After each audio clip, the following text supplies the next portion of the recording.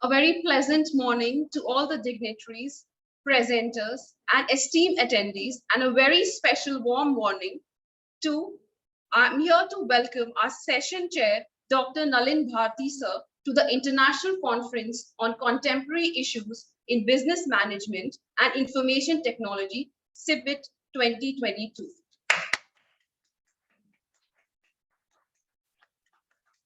I, Anisha Modi, take this pleasure and honor to welcome you all to the fourth technical session of Economic and Finance.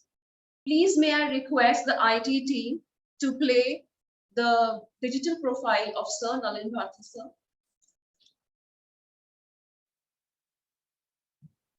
On behalf of Amity University Patna, we are privileged to welcome our esteemed guest, Dr. Nalin Bharti. Nalin Bharti is a professor of economics in the Department of Humanities and Social Sciences in IIT Patna. He was awarded the doctorate from JNU New Delhi. His PhD is on issue in privatization and its practice, divestiture of state-owned enterprises in Bangladesh and lessons for India. His pre- and postdoctoral employment include visiting lecturer in colleges at the University of Delhi from 2000 to 2005. He is also a research associate in 12th Finance Commission, Government of India in 2004, lecturer law and economist at Hidayatullah National Law University in Raipur, lecturer law and economics at Nalsar University of Law in Hyderabad. His publications include the area of labor economics, India's economic reforms, intellectual property, WTO, and India. He has completed 2 sponsored research projects by the UNICEF Office of Bihar. He has also worked as a co-PI in a project on life in the era of COVID-19, impact on lockdown on village makers of Bihar and future prospects. Jointly with IMPRI and the Center for Catalyzing Changes, C3 Bihar, he has also received a research grant jointly with IC, SSR and JSPS on Indo-Japan trade and investment. What next after CEPA? He has been awarded the Diploma of Appreciation at the University of Bialystok, Poland in October 2014. He has also received the best paper at 3 different conferences outside the country. He has contributed around 37 research papers in international journal, 1 full reference book, 11 book chapters, and more than 70 conference papers in India and abroad. His online course on infrastructure economics offered on NPTEL got a wide range of acceptance among the students of India and abroad.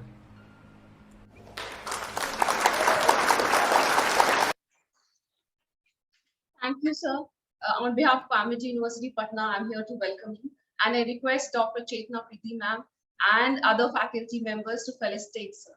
Please, ma'am.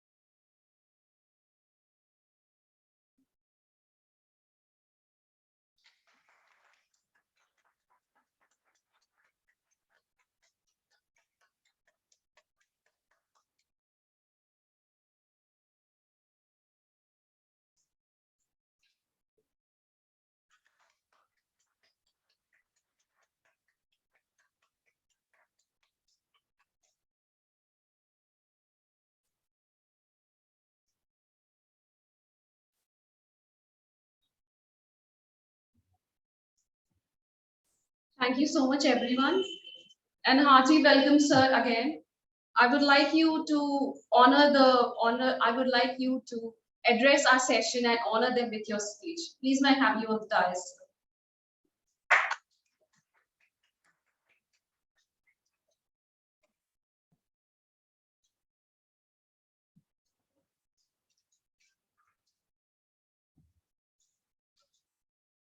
Yeah, thank you very much, the entire MIT team, the Pro Vice Chancellor of this institute, Professor Vivekananda, Dr. Chetna, and other associated faculty members and participants in this program. The session for which I was called, that is on economics and finance, and the entire concept of microeconomics after COVID-19, during COVID-19, has completely changed. In fact, some of the macroeconomic policies in many countries has also changed. You are aware that how many times Central Bank of India and many central bank has also changed their monetary policy. Day before yesterday, when I was reading the newspaper, I saw that the Federal Reserve has increased the interest rate by 0.75, and now it is around 3.75. So this shows that just to control the inflation. So majority of the economists in the world is not able to understand what is basically the short-term and long-run impact of the pandemic. There are smaller countries which has responded very fast in terms of the impact of COVID-19 in the short term, and in the long run, their productivity has also changed.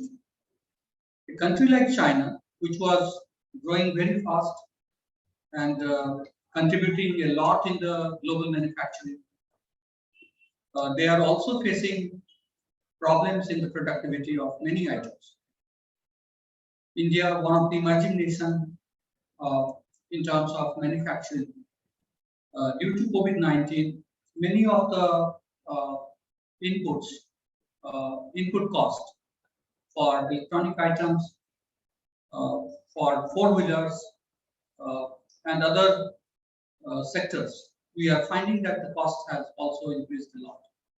So whether it is a cost push inflation or whether it is a demand-driven inflation, we are not able to understand, because suddenly after the end of the pandemic, we have new types of demand emerging. So this particular session, which is on economics and finance, I hope that the papers presented in this session will bring some of the discussion on the contemporary issues in the Indian economy as well as its association with the global economy. So with these words, I think it is time for the presenters to present. So I would like to invite Dr. Modi that she can again start the session. Thank you.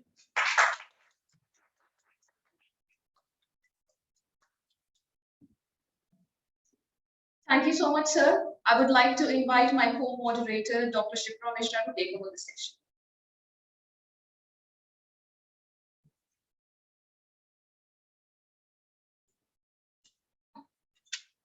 Thank you, Professor Amisha. A warm good morning to one and all present here. Myself, Dr. Shipra Mishra. On behalf of the CIBMIT University, Patna, I would like to congratulate and I would like to invite all of the participants on the second day of the International Conference, CIBMIT 2020. Now, without wasting much time, and with the permission of our session chair, I'm going to moderate the session. Before starting the session, I just want to confirm the presence of the participants. So I'm requesting the participant to please raise your hand or type yes in the chat box while announcing their name.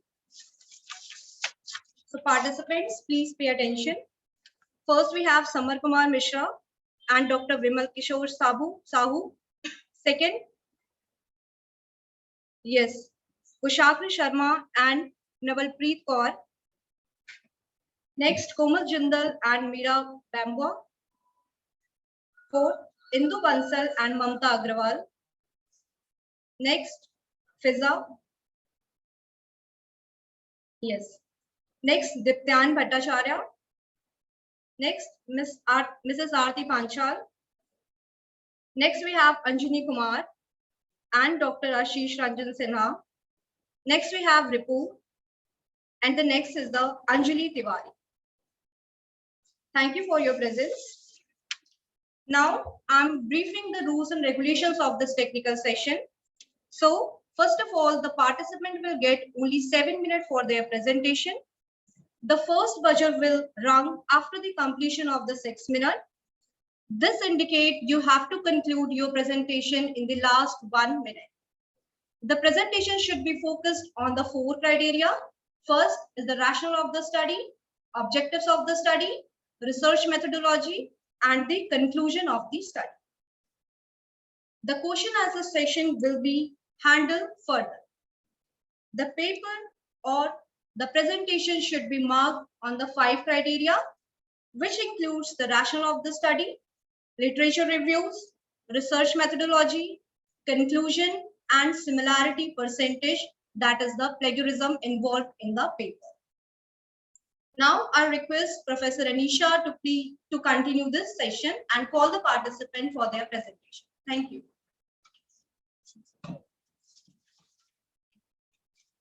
Thank you, ma'am. Once again, I've given to you all. After that is over, you have to conclude your presentation. So first session is by Anjani Kumar and Dr. Ashish Ranjan Sinha. Please raise your hand, ma'am. Okay, she's already here, and she will be informing us about MSME growth engine of Indian economy, challenges and opportunities. Over to you, sir. Yeah. Hi, I am Anjani. Just I will connect my presentation. Sir, you're not audible properly. I am Anjani. Am I audible clearly? Am I audible clearly now? Yes, sir. Yes, sir. Please go ahead. Yeah. So is my presentation visible? Yes, sir. Yeah. Good morning, Chair, sir, faculties, and Honorable VC, sir, and all present, all the audience and participants. Today's topic of my presentation is MSMEs, which are growth engine of Indian economy, and I will explore it from Bihar perspective, the challenges and opportunities. Just a sec, my slide is not moving. Yeah, now it's moving. So MSMEs are basically growth engine of Indian economy. Currently, it contributes to 33% of manufacturing output, but by 2025, it's expected to hit 50%, and to reach the 5 billion vision of our Honorable Prime Minister, it is the most important element which can create that milestone trigger. There was definition change in July 2020 on MSMEs. MSMEs was previously defined on the basis of investment in plant and equipment. Then in July, additional clause of annual turnover was also added to it. My purpose of study is to explore and understand challenges and opportunities of MSMEs from national perspective in general and more specific to Bihar perspective. The literature review which I explored are primarily the government websites I explored. The most of the informations are and authentic informations are available in Ministry of MSME website, and there is a 168-page report of it that I went through in detail. The demographic and economic data I took from Ministry of Statistics and Program Implementation. To understand their perspective, I explored Department of Industries website and MSME Development Office for Bihar, which works in close coordination with basically Ministry of MSME, the central part. In addition to that, I explored 15 research papers on this topic, right? And I also explored a Bihar report published in May 22 by IBF, Indian Brand Equity Foundation. The methodology adopted by me, it's purely a descriptive research and based on secondary data.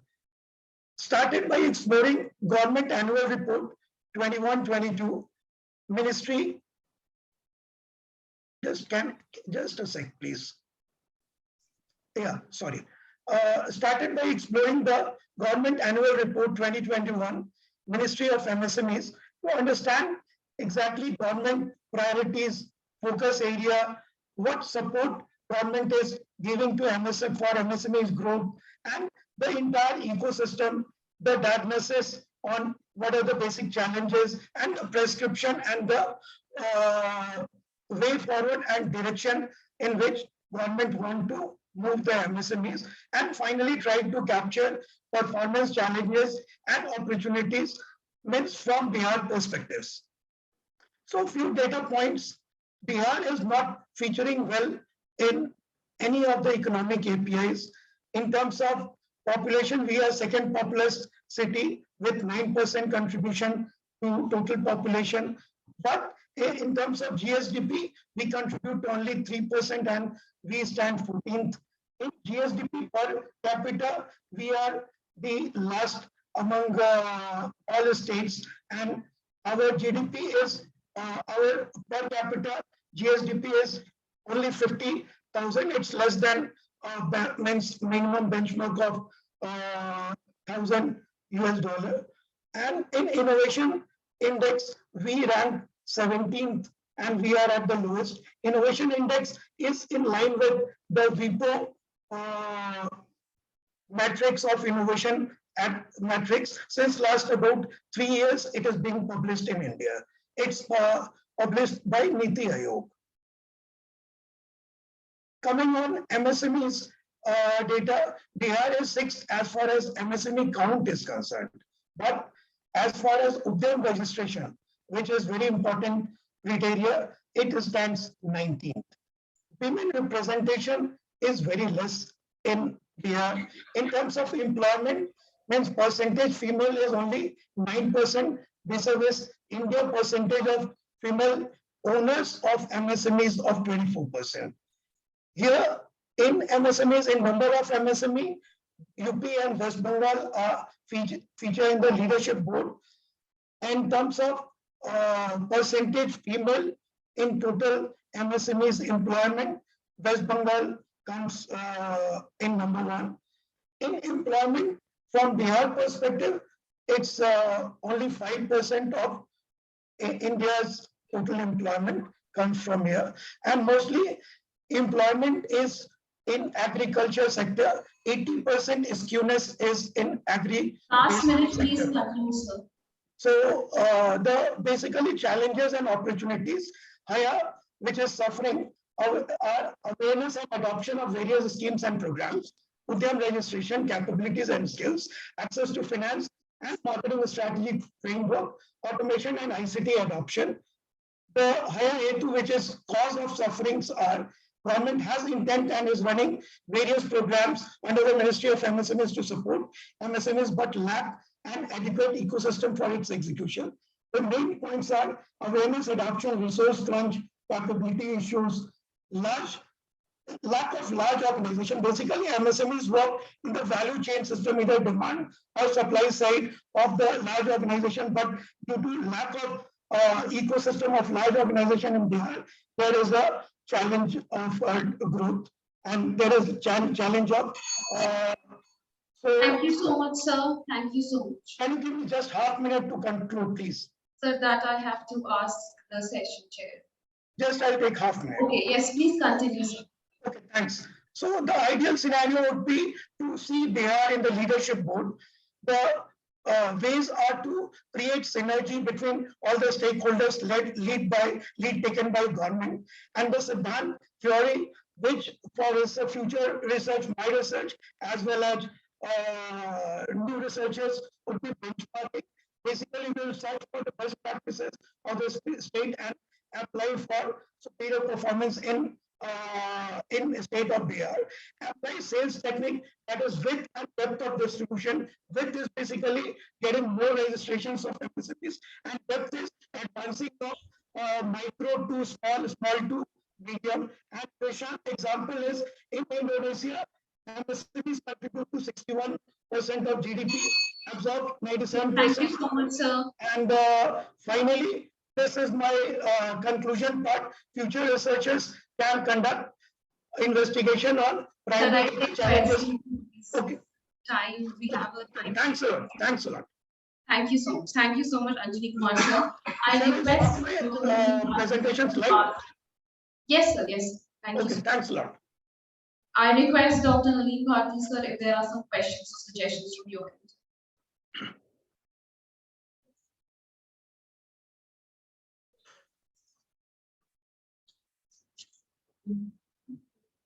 So you have told me that 9% contribution of Bihar in the MSME, the total MSME of India. So, Yes, sir. So how to improve this? That is the major challenge. Considering the large population of Bihar in the total population of India, how can we improve upon? Because this is the sector where we can generate more employment quickly. Yes, sir. So basically, there are two ways of doing it, sir. One is the opportunity which are and the good practices which other states are doing. Basically, our neighbors UP and West Bengal, they are doing some extremely good stuff. MP also, I'll say, MP is also good in some benchmark. So we can replicate the good practices done by at other states. Number one. Number two, we can play on our strength. Our strength is basically agriculture. And overnight, it's not possible to bring investment in Bihar, considering the external environment out in Bihar, the pestle scenario, if we see. So we can play on our agri-based strength which we have, right? So 80% of employment in Bihar comes from agriculture, and it is the major industry. So we can focus on promoting more and more agri-based processing, food processing units, like lychee is our baby. Our Malda means I haven't had more tastier mango than our Malda, right? So there are a lot of things. Madhubani painting, Bhagalpur silk, means Muzaffarpur yarns and textiles, and the land which we have. हम लोग के यहाँ केवाल जमीन काफी ज्यादा है, तो केवाल जमीन जो होता है वो उपजाऊ काफी होता है. So we can work on more enhancing more productivity, number one, and also we can focus, we can replicate few things from MP and create some organic farming scenario things also in Bihar. So there are a lot of, basically we need to think somewhat out of box. It's not that means if we continue. And one more thing, and the most important thing, excuse me, sir, and the most important thing is government intent, because without government intent, without government direction, and without government support, it's not possible for MSME to grow in any other state, and Bihar also it's very difficult.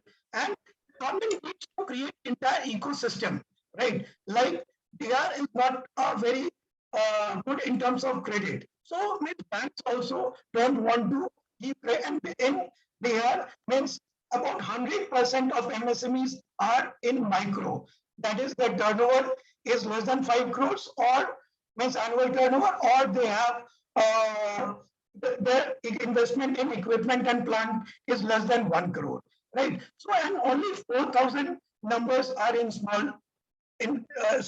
So my I come from there. So my that and I have handled in my previous assignment as enterprise head of Bihar. I had handled small and medium enterprises. Yes, sir. Yes.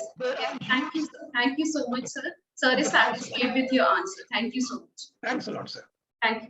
Next, we have next we are having an offline session by Samar Kumar Mishra and Bimal Kishore Sahu, and he'll be presenting his paper on differences in efficiency in the subcontracting and non-contracting firms, a study on India's unorganized manufacturing sector. So please may I have a huge round of applause for him.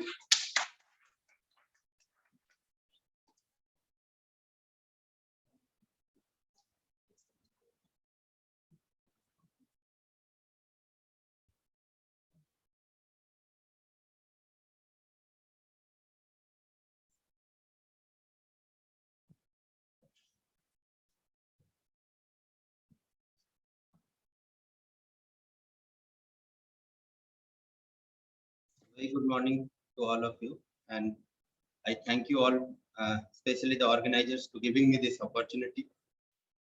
My paper is on differences in efficiency in subcontracting and non-subcontracting firms, a study of India's unorganized manufacturing sector. Now, industrialization is important for poor countries which are trying to catch up more advanced nation and ensuring a better quality of life for their population, where manufacturing is considered as an engine of economic growth, and subcontracting is one of the production system in manufacturing, which is manufacture of goods by one firm by another based on later specification. It is a link between small and large firms. The subcontracting intensity has increased over time. The subcontracting leads to advantage of division of labor and specialization by shedding marginal activity. There has been a major subcontracting has been a major factor of industrial progress in post-war Japan. Subcontracting was not considered important in early classical and Marxian literature. However, it was given due consideration later, and it was considered as one of the component of vertical integration system of production. The debate around vertical integration versus market-based production was it actually arose from Coe's nature of form, and it was then carried forward by Arrow, Malmgren, Williamson, Chandler, and many other scholars. Subcontracting can also be seen as an alternative to the Fordist pattern of the division of labor linked to mass production. Now, there has been two contrasting perspectives to subcontracting. The one is benign view. It can be categorized as benign view and exploitation view. The benign view is as per benign view, subcontracting is considered as a system to promote vertically integrated system of production, and it leads to they believe it leads to a specialization and reduced production cost. They find that dynamic and modern segment of a small manufacturing firms pursue subcontracting. On the other side, as per exploitation perspective, it is considered that subcontracting rips out all the excess labor of traditional segment of unorganized sector, and it leads to subsistence industrialization. Now, among this contrasting literature and argument regarding existence of subcontracting as an alternative to vertical production system, we decided to analyze with the perspective of industrialization that whether subcontracting contributes to the increasing what you can say increase in productive capacity of the small firms. Okay. Now, for this, we have taken NSSO data of 62 and 73rd round, which corresponds to 2005-6 and 2015-16. NSSO data is stratified across industries and NSS region. Now, as per 62nd round, there were 80,637 firms were surveyed, which corresponds to 17 million number of firms. Now, 73rd round of data was based on unincorporated non-agricultural enterprise. So from that, we only we truncated that part of data which corresponds to 10 to 33 NIC at 2-digit level. Okay, so the both round become comparable for manufacturing units. Now, to adjust these two rounds, since the first round corresponds to 2005-6 and second to 2015-16.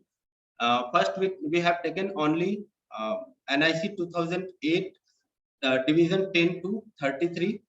And then for concordance of two industry classification, the two-digit concordance provided by claims database has been followed. The DME and NDME in 62nd round has been merged to form establishment. The value for the state of Telangana for the year 2015-16 have been merged with Andhra Pradesh, and the total asset and GVA for both the years have been converted to the 2004-5 base year using WPI values provided by the RBI.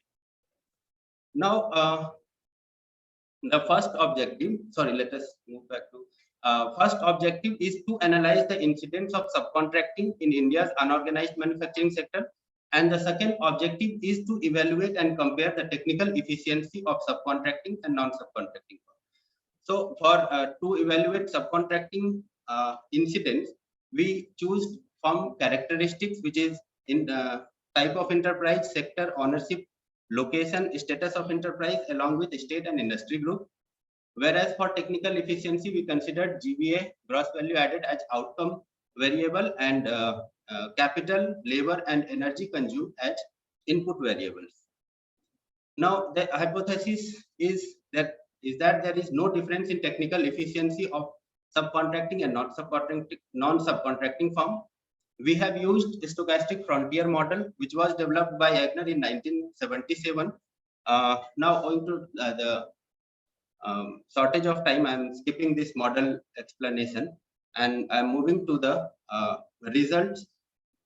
The incidence of subcontracting in terms of sectors, rural areas dominated. Okay, let us, I'll discuss this in the end. And let us move on to the technical efficiency part. And we find that there exists significant growth in the mean annual GVA for both the groups. Capital has increased more rapidly for subcontracting firms than the non-subcontracting firms. The mean worker employed per firm has decreased for both. So this is the model outcome, where we find that there lies a significant technical inefficiency among unorganized manufacturing enterprise. The subcontracting firms are more efficient than non-subcontracting ones, despite it has lower GVA, average GVA. Unorganized firms that subcontract are relatively smaller units that specialize in production of a section from the value chain system and therefore achieves higher economies of scale. Now, moving to the conclusion of the paper, incidence of subcontracting has remained stagnant. Mostly vulnerable firms are into subcontracting, like rural owned account enterprise, female owned, located within household. Then firms located in the state with higher GDP per capita and better infrastructure, like Karnataka, Maharashtra, Kerala, Punjab, and Gujarat, do not prefer to subcontract. Industries having high technology and skill, and the one that has multiple production chains, have poor response to subcontracting, like basic metal and fabricated metal products, machinery, electrical and optical equipment, transport equipment.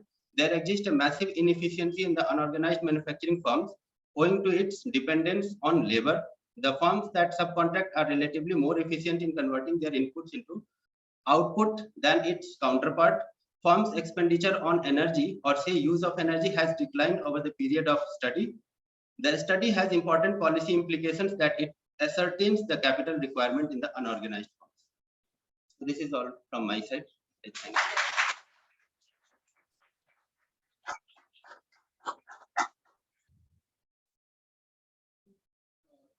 The conclusion is contracting firms are better performer. Yes, sir.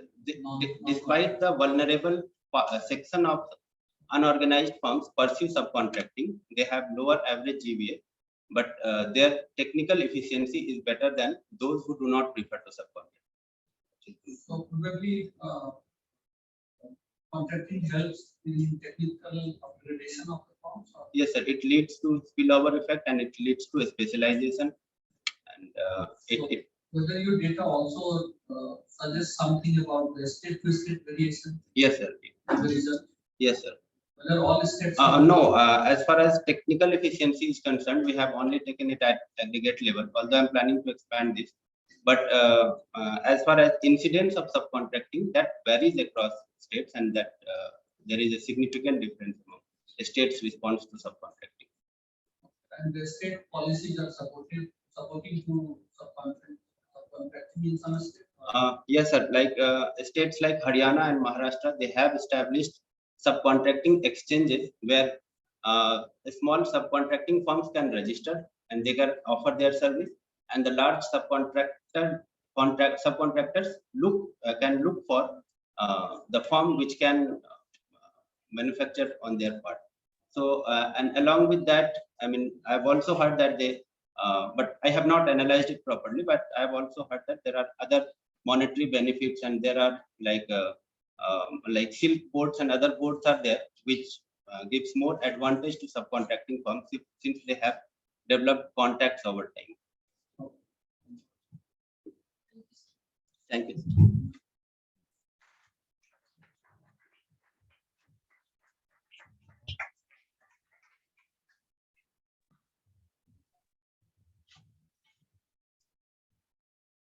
Thank you so much, sir.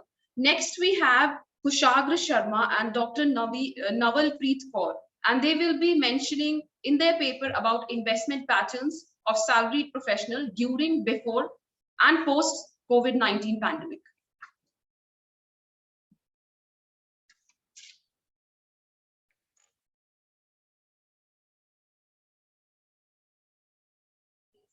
Morning, everyone. Good morning, everyone. Am I audible?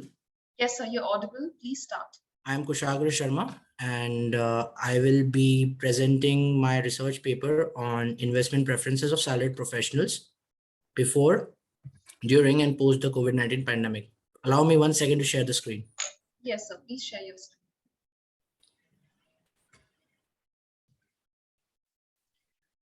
Is my screen visible, everyone? Not yet, sir. Let's wait for a few seconds.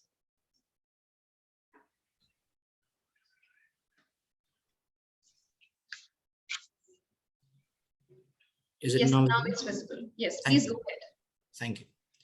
So, good morning, everyone, again. Let's start my presentation on investment preferences of salaried professionals before, during, and after the COVID-19 pandemic.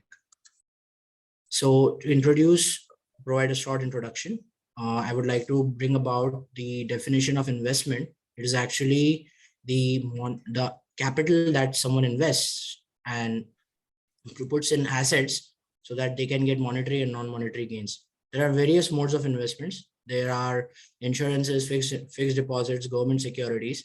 These are divided based on the risks and returns that the investor gets.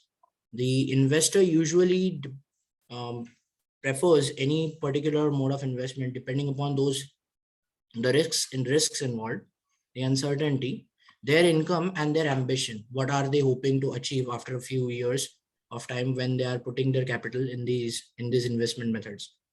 So the motivation for my research came from the fact that during the COVID-19 pandemic, there were millions of people who lost their jobs, and when they lost their jobs, they had no other source of income. So that created a sense of urgency, that created a sense of thinking that people should have more sources of income, the alternate sources of income. These alternate sources of income usually comes from investment methods that we have, investment patterns, investment modes that we have seen in the previous slide. So just to show a few numbers, 81 million people in the year 2020 in the Asia Pacific region only have lost their jobs. This really brought down the economy to its knees, and the deaths also death toll was also very high. It was around 6 million as of April 2022. So this compelled me to go for this research, so that, I mean, just to see how the investment patterns are changing before, during, and after the pandemic, how it was before, how it changed during, and what happened after the pandemic. So I conducted a literature review based on this investment patterns itself. These research papers that I have reviewed were basically before the advent of the pandemic and somewhere during the pandemic itself.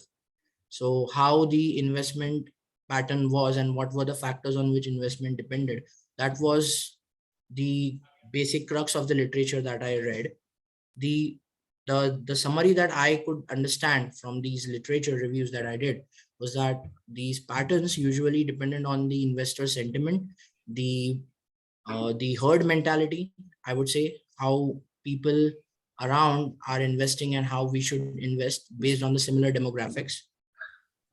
There were other modes of investments that I researched. They were the cryptocurrency and the NFTs that were the novel modes of investments.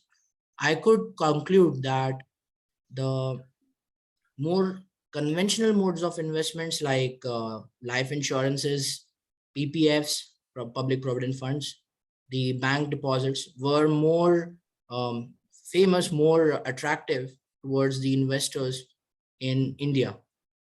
So the research questions that I made were that was there any dependence of these investment patterns based on the salaries that these investors were earning? Were there any dependencies on the uncertainties with jobs and health and livelihood? Based on that, was there any dependence of these investment patterns? And the next research question was, were there any changes during the course of pandemic in these investment patterns? So the methodology that I have followed was more of a descriptive methodology. I collected data of around 402 people. This sample size was chosen based on the historical data that I have taken around my sample was for people who were earning in between 6 lakhs to 12 lakhs per annum. And based on the data that I could clarify, it was like 14.4 million was the population size, and sampling was done, and 402 people were selected for this process to get the almost optimum result. I collected this data using Google Forms, and I have collected it using Google Forms in the form of a questionnaire. It was primary data, and I could study it more clearly using the software Google Sheets. I cleaned the data. I performed the segregation of these investors based on their incomes that they earn. So I had 4 groups of investors earning less than 6 lakhs, then from 6 lakhs to 8 lakhs, 8 lakhs to 10 lakhs, then 10 to 12, and then above. Then after segregating them in the groups, I was able to identify their primary modes of investments, what were the most important, what were the most dominant. Last 1 minute left, sir. Please continue now. The hypothesis was framed. These hypotheses were basically framed on the basis of income versus investment preference, job type versus investment preference, and uncertainties versus investment preference. And it was concluded through chi-square test that the investors' income and uncertainties related to health and economy were the most important, most dominant factors that changed these investment preferences. The jobs that they did, government or private, didn't really affect the investment patterns that they followed. The conclusion was that only the investors who had higher incomes, they tend to diversify their portfolio, they tend to experiment more in their investment preferences than the lower income groups. Primarily, everyone invested in the government and more secured investment. Thank you so much, sir. Thank you so much. Thank you, ma'am. Thank you. Thank you. I request sir to ask questions or give suggestions.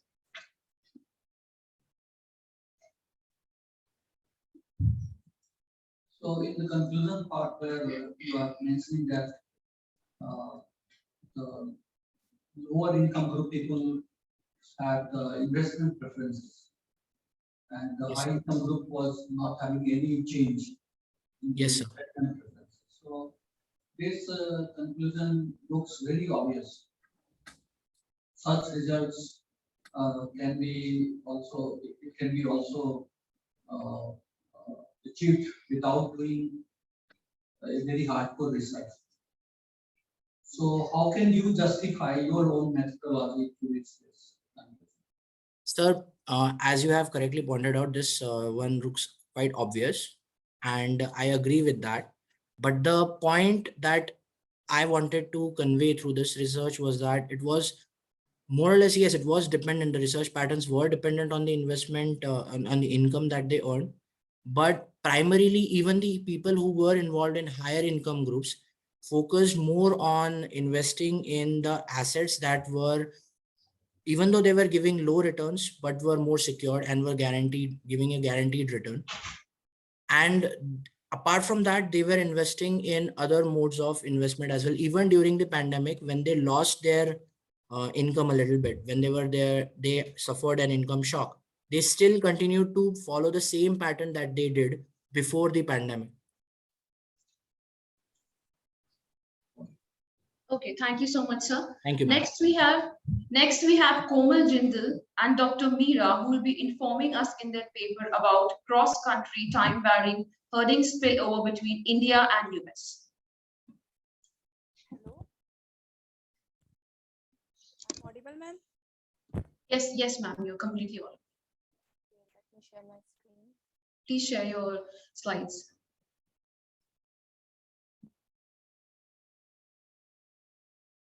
Is it visible? Yes, and you are also visible. Please start. Okay. So a very good morning to all of you.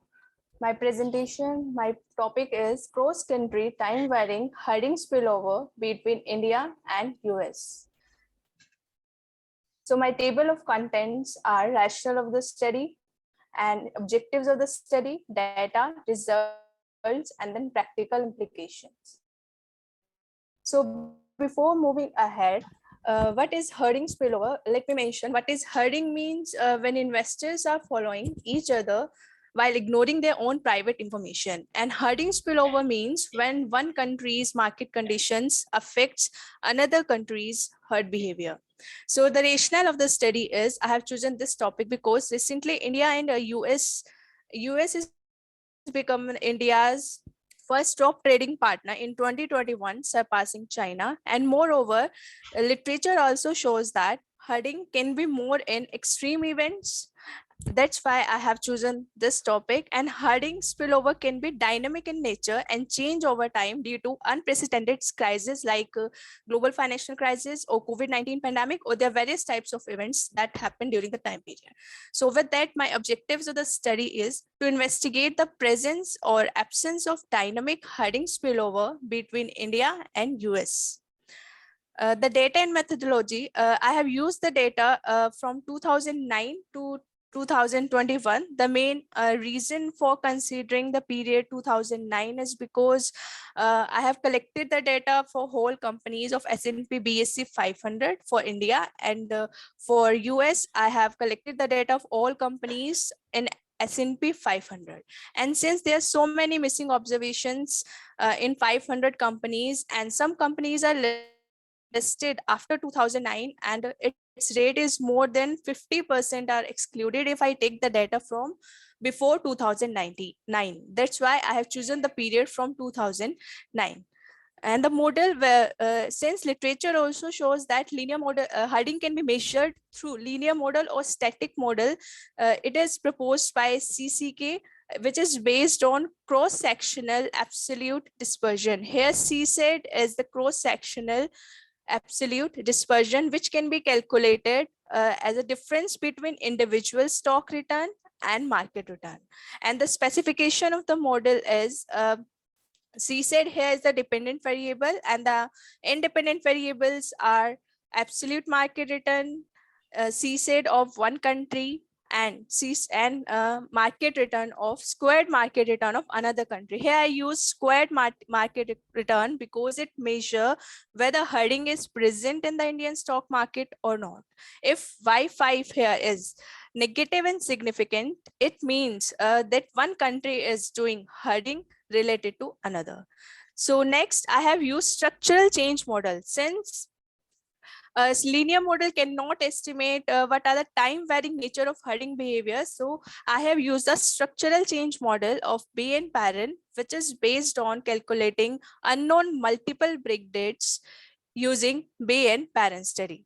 So the break dates are calculated using EViews 9, and the specification of this model is that it forms every single equation in different regimes. Here C set J refers to the country on whose effect has been measured, and K is the dependent variable country. And if R square MT coefficient is negative, that means herding spillover is there. And if C set coefficient is positive and significant, that means dispersion is co-movement and people are herding based on other countries herding. So results of my static model are as follows. Since as in panel A shows the herding spillover from US to India, Y5 is negative, but it is not significant. That means in linear model, there is a no herding spillover, and same goes to India to US. Y5 is significant, but it is not sorry it is negative, but it is not significant. That means there is a no herding spillover from US to India or India to US using a linear model. Next, before using structural change model, it is necessary to know whether parameters are stable over time or it is changing. So I have used Kusum square test. It shows that the blue line is outside the red band, confidence band. That means parameters are not stable, so that there is a structural break in the data. So that's why I have used structural change model. The break dates are calculated in EViews, and based on the break dates, I have made the regimes. If there are 5 break dates, so number of regimes are 6. So here are the results from US to India. As we can see that the Y5 coefficient in regime 1, it is significant and negative, and it is the regime related to global financial crisis. That means US is affecting India during global financial crisis. And next, in regime 5, it is negative and significant. It is major stock market conditions where US has cryptocurrency crash or other major events. That means India is affected by stock market conditions, and people are following each other in India due to US markets conditions. Next, herding spillover using from India to US. Since the less studies have measured US herding spillover.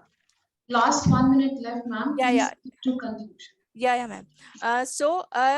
There is not any herding spillover except in regime 4, that is 15 to 19. It covers the demonetization or US presidential election, and that means India can also affect US in negative market conditions. Overall, I can conclude my topic that herding of one country move with another country with another country. That means a dispersion is moving, but stock market conditions are different based on regimes. The results also depicts that India herding spillover from US to India during global financial crisis and cryptocurrency crash.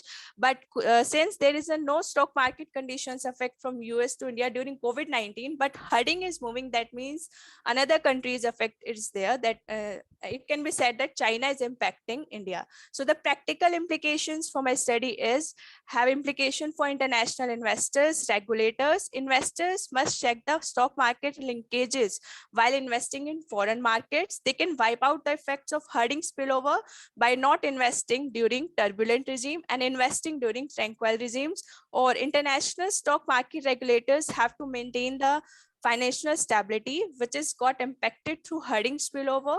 Moreover, portfolio managers have to readjust the portfolio of investigators when there is a presence of herding spillover in the global market. So that's all from my side. Thank you. Thank you so much, ma'am. Sir, any questions or suggestions? So in your conclusion, you are also pointing out that GST is one of the factors. Yes, sir. Can Yes, you explain a little bit how GST is sorry, sir. what GST is playing in terms of India US impact or foreign investors impact? Actually, during that regime, herding is negative. So there are many reasons. So from my point of view, there are many events happened during 15 to 19. It is demonetization. GST is also implemented during that time period. That means when people are continuously moving, so that means investors have a fear or due to currency can be demonetized or fear or pandemic, and herding can be more during that fear or pandemic. So it might be possible that other countries investors also impacted through these domestic events also. So further research can be separated from domestic or international events. So the GST is a part of the model which we have run. The GST data is No, a no, part of GST is not a part of the model. Actually, it is break dates I have calculated. In the particular regime, I can be said that GST may be impacted in other countries' herd behavior. It can be further researched by So taking. probably we should avoid writing the conclusion which is not from our own data. It is better to avoid the conclusion which is not a part of our model and data. Actually, So I have not. this can be treated or presented as a future suggestions or future research area. Yeah, sir. Okay, sir. Actually, So these are events I have mentioned, but I will definitely do this. better to only impact the outcome of the model Okay. as a part of our conclusion, because conclusion is representing the crux of our result. So we should not bring anything which is not a part of our. Yeah, yes, sir. Thank you so much, ma'am, and thank you, sir, for that valuable suggestion. Next, we have Indu Bansal and Dr. Mamta Agarwal, and they will be talking about dynamic connectedness among Asian market, evidence from global financial crisis and COVID-19 pandemic.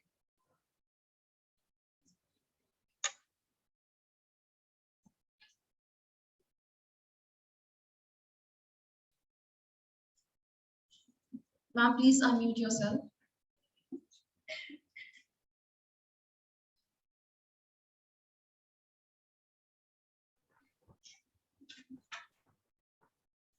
Am I audible, ma'am? Yes, you're audible. Is And my you're screen audible. visible? Yes, please start. Oh.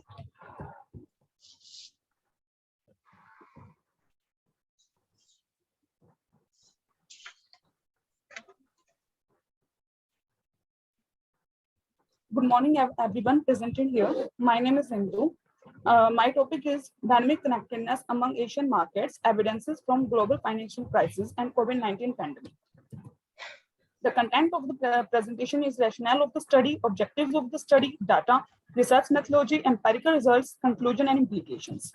Rationale of the study, why I have chosen this topic and why I have taken these particular countries. In the era of globalization, cross-market connections has been a major concern from the market players during the last 10 years.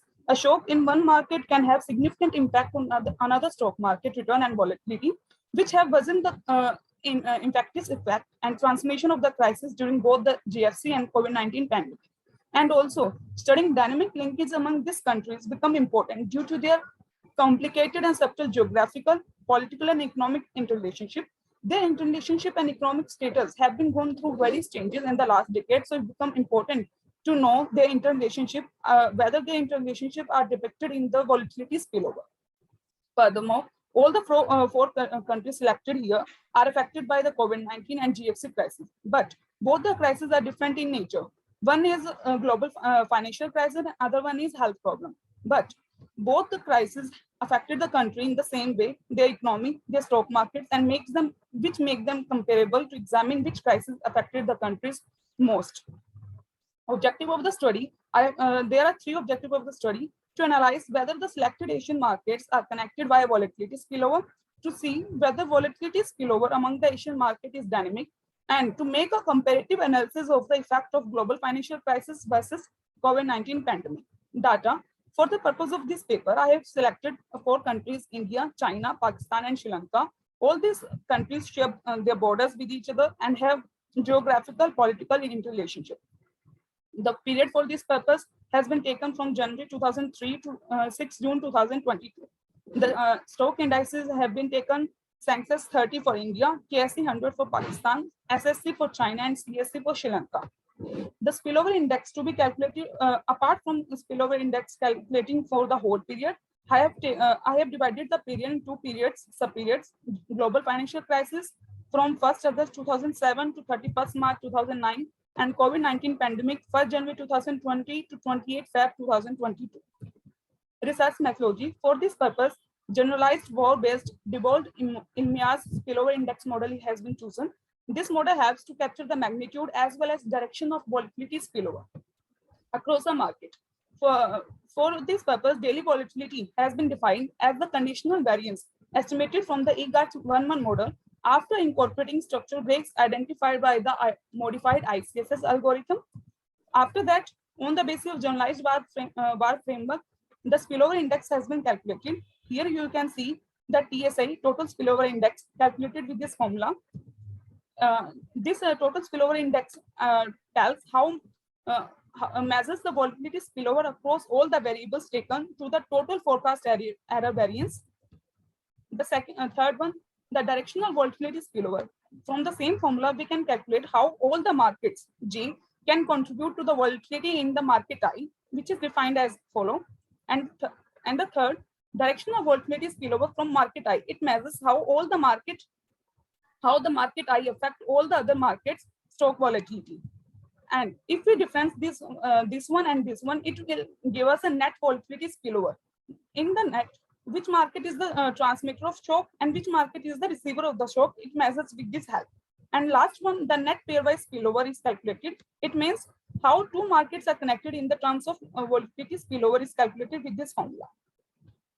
Empirical results: there are two models which are used. Static model, it measures the spillover index during the whole period, and the rolling window model. Rolling window में हमने 200 days have been taken to calculate the spillover index. The result of the same are, for first one is the whole during the whole sample period. During the whole sample period, it gives the spillover indexes. Here you can see TSI, total spillover index, which is 13.56%. It shows during the whole sample period, all the countries contribute to the total variance is only 13.56. It shows the connectedness, but which is lower. And it also shows the net transmission. And in the net, only India leads all the other market in the region, which is the net transmitter of the shock, and all the other countries are only net recipient of the shocks. If we see at the GSC period, in this period,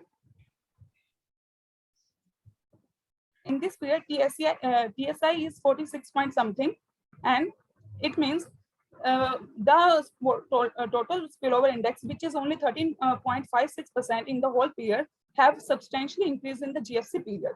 And also during this period, the net volatility spillover from the India to all the other markets have increased, which is 26.23% net transmitter, and Pakistan is also a net transmitter to all the country, while all the other country, China and Sri Lanka, is the net recipient. During the COVID-19 period, total spillover index is 47.31%. It is also increased from the GFC period, which shows the impact of COVID-19 period on the interconnectedness among these countries. During this period also, India is the transmitter of the shock, while Sri Lanka also become a transmitter of shock, which is 8.29%. This is the rolling window analysis, which shows the spikes in during the COVID-19 period. Net rolling directional volatility spillover, which shows how much each country contribute to other and how much they receive from other countries. This is the net pairwise, how two markets are connected to each other. The negative, the positive line shows the connectedness of transmitter of one country, and the negative line shows the recipient from the other country. Now the conclusion, our finding of the study emphasize the role of India as the volatility influencer to all the other three markets. Interconnectedness among countries increased substantially during the GFC crisis period. In a nutshell, it can be said that spillover among four countries are dynamic in nature and sensitive to crisis period. During the crisis period, it increased substantially, and the impact of COVID-19 is somewhat higher than the GFC, which influenced which shows the impact of COVID-19 on the 4 countries. Thank you so much, ma'am. We have questions for you. Please, sir.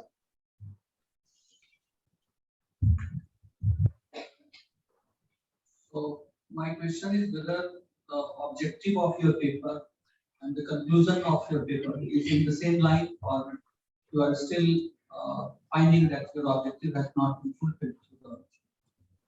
Yes, sir, my objective are fulfilled. The Asian market are connected. I have shown, but here I have mentioned the somewhat little than I have mentioned in the paper. First objective, my first objective is whether the Asian market are connected by volatility spillover. The table by which I have show that the market are connected, but minimum. The connection is minimum. The second, I have shown whether it is dynamic. When I said the spillover changes with the crisis, it shows the spillover among the countries dynamic. And third one is to make a comparative analysis of the COVID-19 and the pandemic, COVID-19 and the GFC. I have shown that the impact of COVID-19 is higher than the GFC, which fulfills my third objective. Okay. Thank you, sir. Thank you, ma'am. Okay.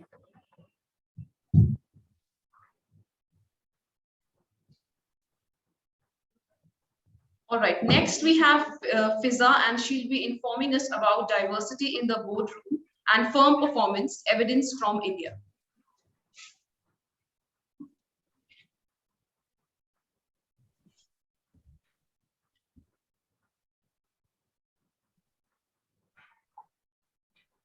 Good morning to one and all present. Is my screen visible to all? Yes, ma'am. So, okay, starting with the, yes.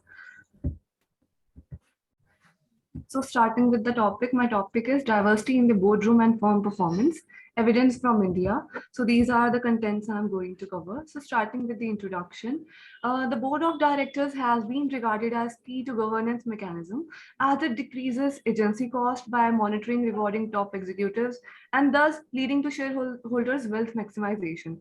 Also, they are responsible for setting up all the key objectives of an organization that are whether monitoring, advising, controlling, and approving of critical decisions relating to dividend policies, option policies, substantial borrowing, and so on.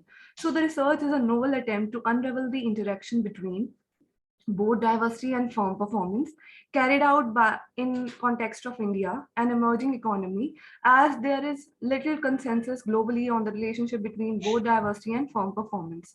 So the study moreover adopted an all-encompassing definition of board diversity by taking into consideration the gender, educational, and structural attributes of the board. So board diversity defined as variety in the composition of a board of directors. Similarly, this has been discussed. So the research design distinguishes on the effects of structural diversity or highly recommended best practices from voluntary demographic diversity on firm performance. So the study considers two broad forms of diversity. One is board structural diversity and other is board demographic diversity. And in case of board demographic diversity, I have taken two attributes, gender and educational qualifications of the board members. So despite great research has been conducted till date, still several areas merit additional work by considering, so my study focuses on by considering the psychological and behavioral perspectives of the board structure, then considering other measures of firm performance, that is both accounting-based measure ROA and market-based measure Tobin's Q. Then unlike to the prior empirical studies, this research is not confined to gender diversity and pays attention to other attributes as well, and also to explore prospective reasons for presence of heterogeneity in the board. And instead of using simple proportions or percentage to measure board diversity, I have taken Blau's index and Shannon index. So objectives of the study: first is to examine the impact of board demographic diversity on the firm performance. Second is to examine the impact of board structural diversity on the firm performance.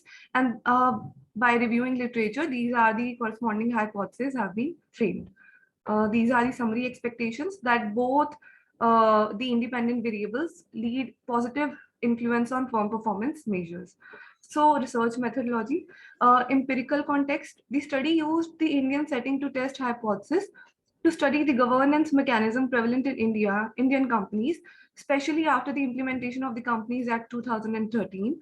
So finally, during the period of my study, there have been reasonably strong corporate governance regulations in place after the enforcement of the Companies Act 2013, as mandated women directors on the board and so on.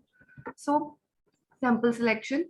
A subset of companies comprising S&P BSE 100 companies has been taken for a period of 8 years, starting from 2014 to 2021. And these are the filters I have used, and which resulted into final set of firm years of 480 firm year observations.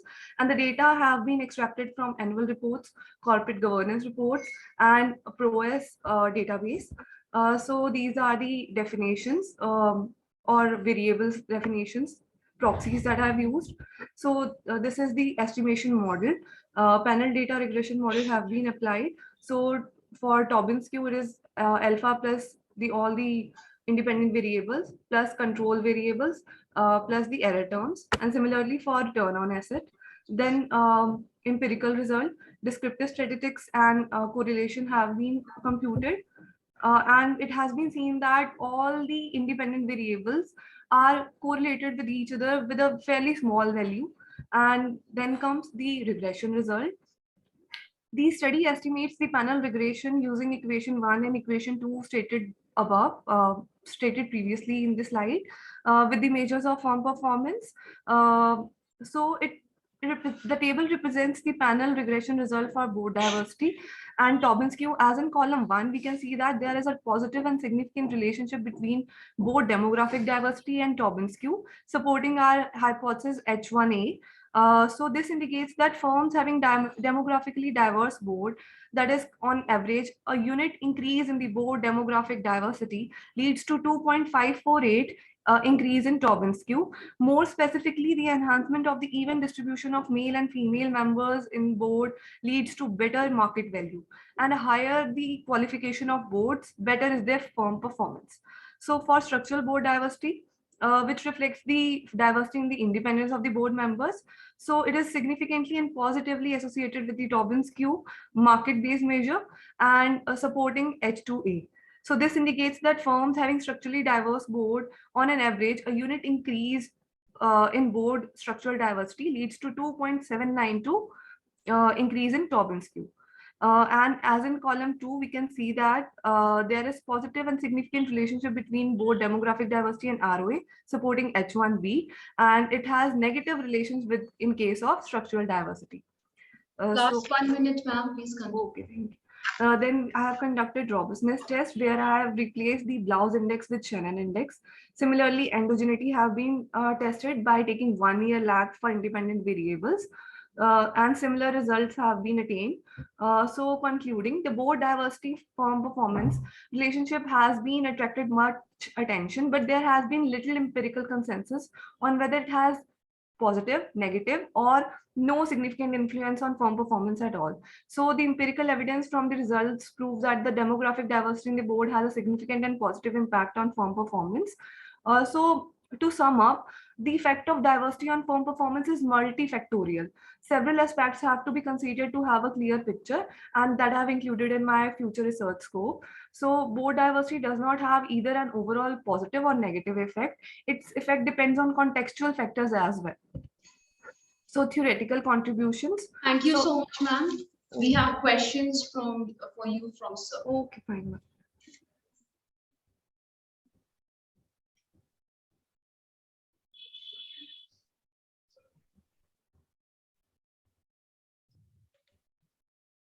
So in the diversity model, what are the other components which can be added further, which you have missed out in the current? Sir, I am working on it. So in case of board demographic diversity, we can consider other attributes as well, that is age and tenure of the board members, along with gender diversity and educational qualification. Also, I have reviewed literature, systematic literature review.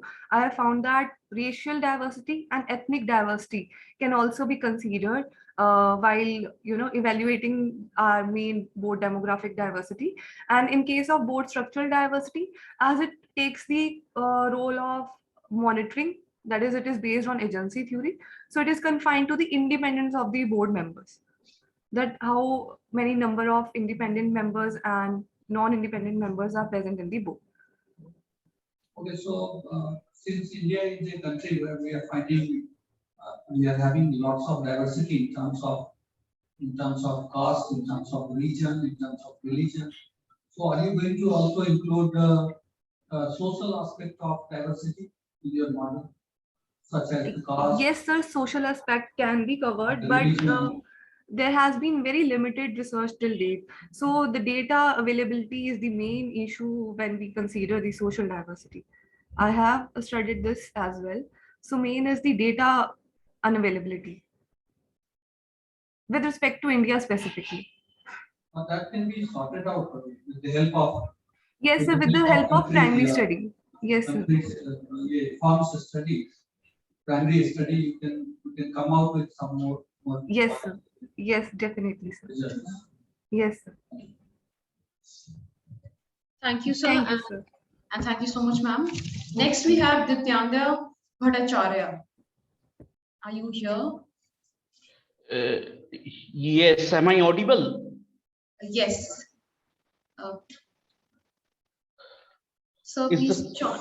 Please switch on your cameras. No, you're not visible. Your slide is visible, but you're not. Okay, actually there is a bit of a problem in the video. Yes. Now you're visible. Okay, can I Bhattacharya continue? sir, just a minute, sir. Bhattacharya sir will be mentioning about his study on investment decision making on personal financial products with special reference to investors in West Bengal. Over to you, sir. Yes. Good morning to one and all present here, as well as the panelists. My basic presentation today is about investment decision making of personal financial products with special reference to investors in West Bengal.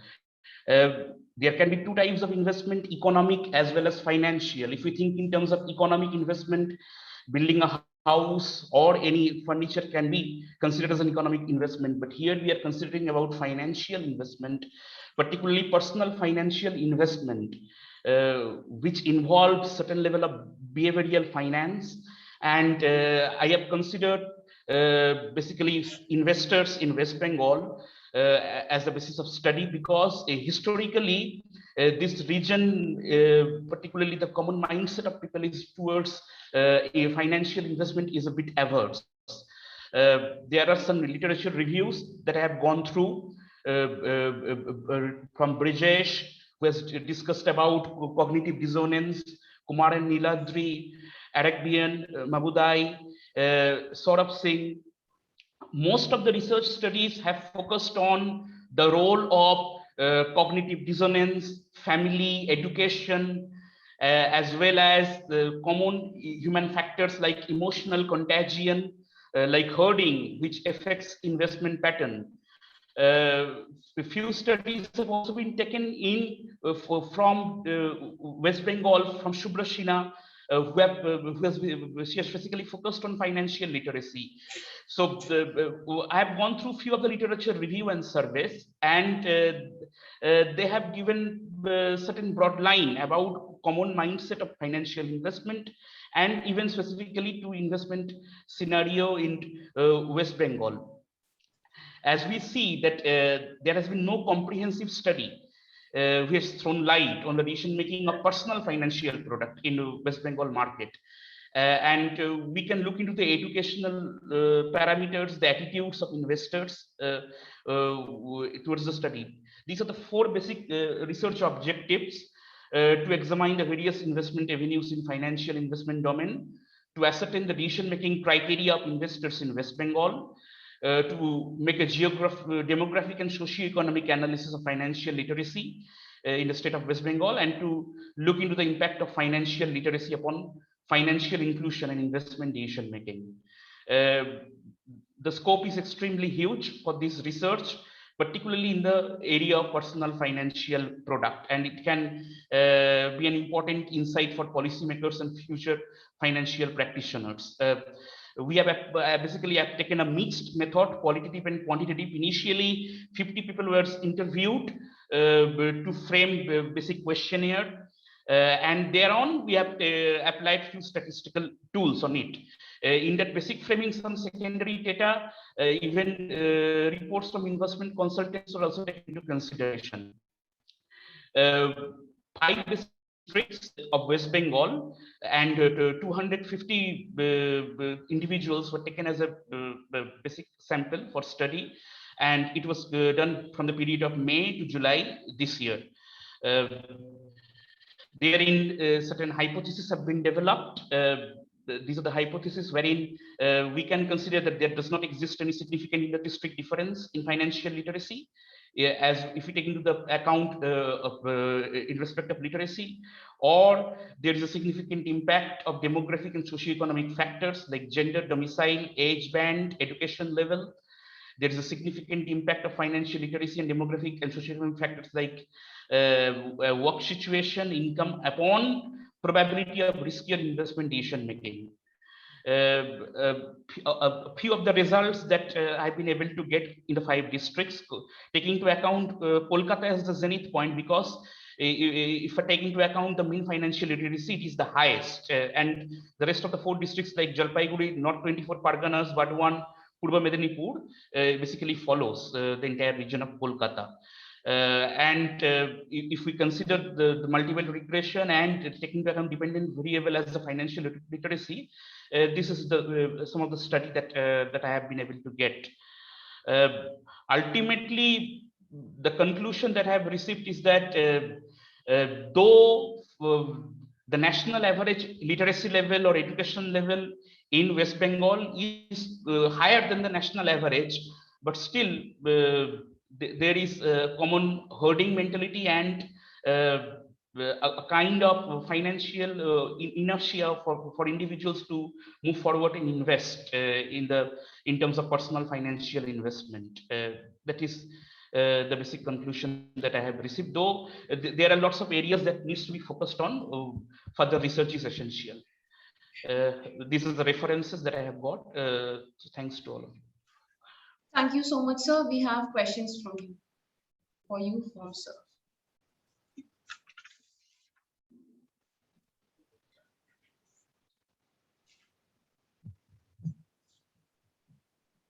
So from your presentation, it is not clear that what was the main objective of this paper and how you have achieved the objective. Basically, how financial literacy and socio-economic pattern of investors affect their personal financial investment. That was the basic objective. So other factors for the financial product decisions are not basically considered. Yes, that is also need to be considered, but I understand that there needs to be further research on it before going forward.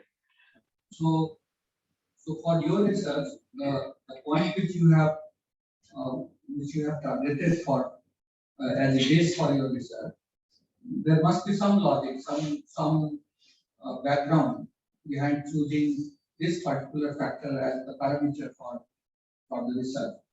So what logic you had before finding these factors as one of the responsible factors? We need to parameterize our choice, think of breaking down even the rural and the urban market and taking into account other behavioral trends to move forward in this research. It's an ongoing process, to tell you frankly. Okay, thank you so much, sir.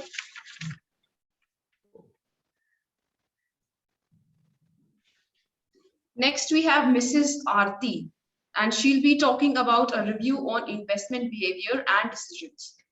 Ma'am, are you here?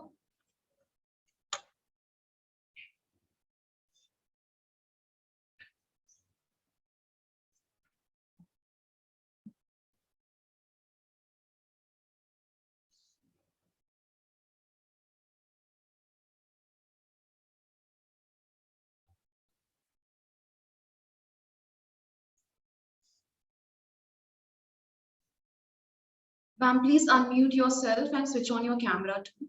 You're not visible.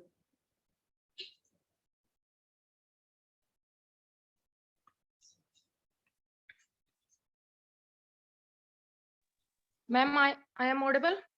Yes, yes, you are audible but not visible, ma'am. Ma'am, actually, I joined the session from laptop and webcam is not working. Please, sorry for the inconvenience.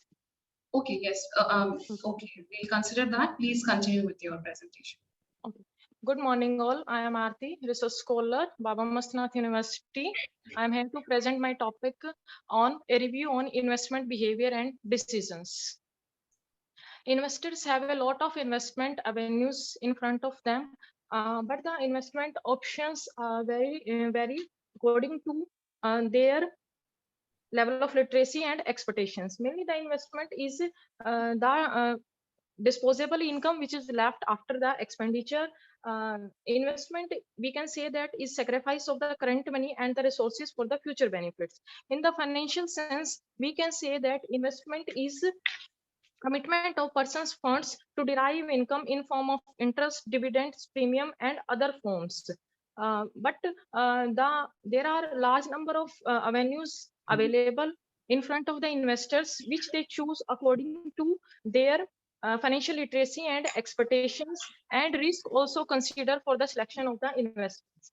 Objective of my study is to review the investment pattern of different class of people, to give the major findings in the investment pattern of different class of people, and to give conclusions. I study different literature reviews for the study, and the peoples are categorized in different class of people, which are mainly the working women's, household, rural people, salaried people, and teachers other than teachers.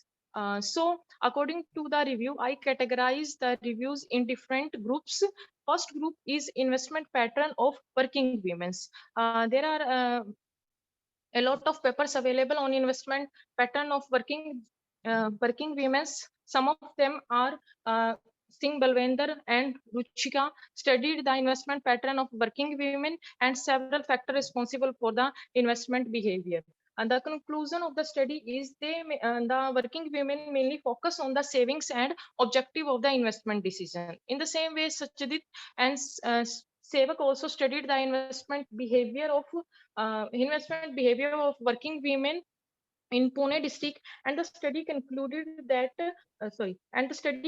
that investment volume is less by working women than male due to several reasons like cultural and socials. In the same way, there are several authors which studied, and the main conclusion the of this group is women saves less than men, and several factors which affect the investment decisions of working women, like cultural and social factors and risk taking behavior of the women's. Next group of people is investment pattern of household. According to an NCAR study in 2011 and 2000, a major proportion of the household saves their investments, which represents the income of India. 24% mostly households saves their investments. Uh, in the same way, Shape LEC also studied the investment pattern heterogeneity, and the focus of the study is different factors which affect different class of people.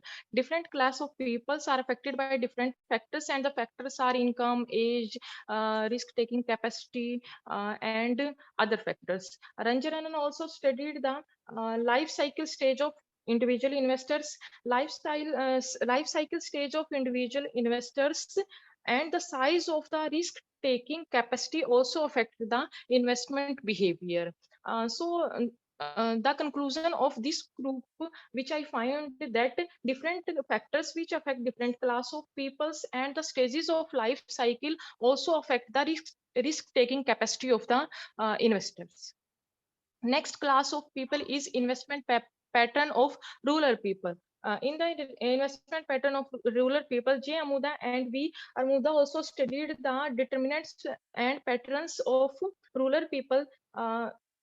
the study concluded that saving does not alone dependent on the income, but also the consumption pattern of rural people also affect the investment decision. In the same way, several other authors also studied the investment pattern of rural people, and the conclusion is microfinance has a positive impact on financial savings of the farm holders and the people. If and the people invest their income if something is left after their consumptions. The next group of people is investment pattern of teachers. Dr. S. Mathivanan and Dr. M. Selvakumar also studied the saving and investment pattern of school teachers. The study concluded that teacher community realize the worth of money and compare their budgets and actual expenditure and take a rational decisions. Bank deposits in the other same reviews. The conclusion is bank deposit and government security remain the most popular investment avenues available, and the objective of investment also affect the investment decisions of the investors. The next group of people is investment pattern of salaried employees other than teachers. In this, Pandan and Agarthananan also studied the investment behavior of different class of investors, and the conclusion is choices are different for the different class of people. Last 1 minute, please, ma'am, please skip to the conclusion part. Okay.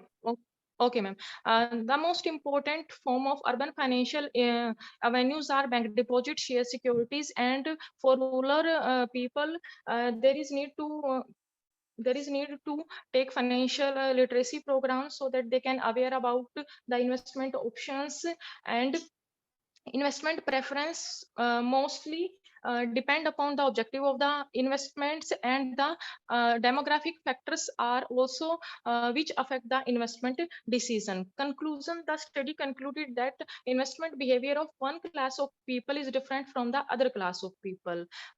For the PhD research, I choose the topic investment behavior of salaried class of people of education sector. I choose the education sector for the professional and higher education system because most of the study are on the school teachers, not Thank on you the so much, ma'am. We have questions for you. Please answer them.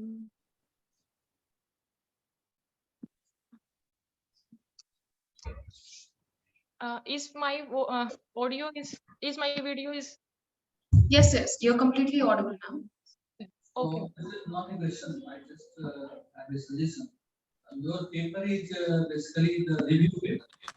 You have reviewed various articles, and then you have concluded. Isn't it? Yes, sir. Yes, sir. The paper This is is a basically a review review. paper. So my suggestion will be, if you are having such paper, you can have the thematic review, like demography or other factors.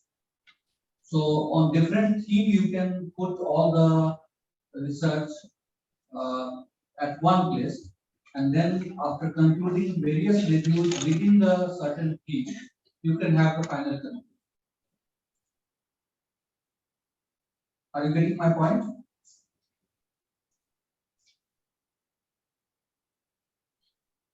Your microphone is not working. Can you switch on your microphone?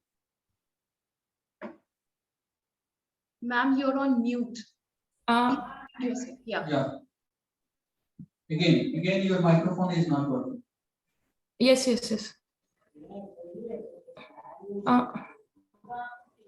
Sir, please. Now you're audible, ma'am. Please speak. Sir, I studied the different literature review and grouped them according to their category,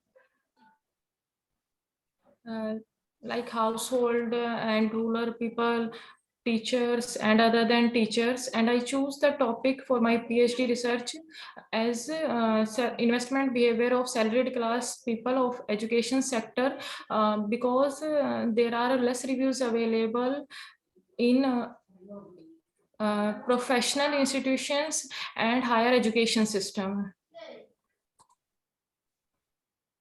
So Am I audible? Yeah, this you can do This you can present after reviewing other supporting literature. You cannot simply say that I have selected this topic. There must be a background of saying that based on the various reviews which was presented in the paper, I have selected finally this particular theme for my research. Sir, I'm sorry, your voice is not clear.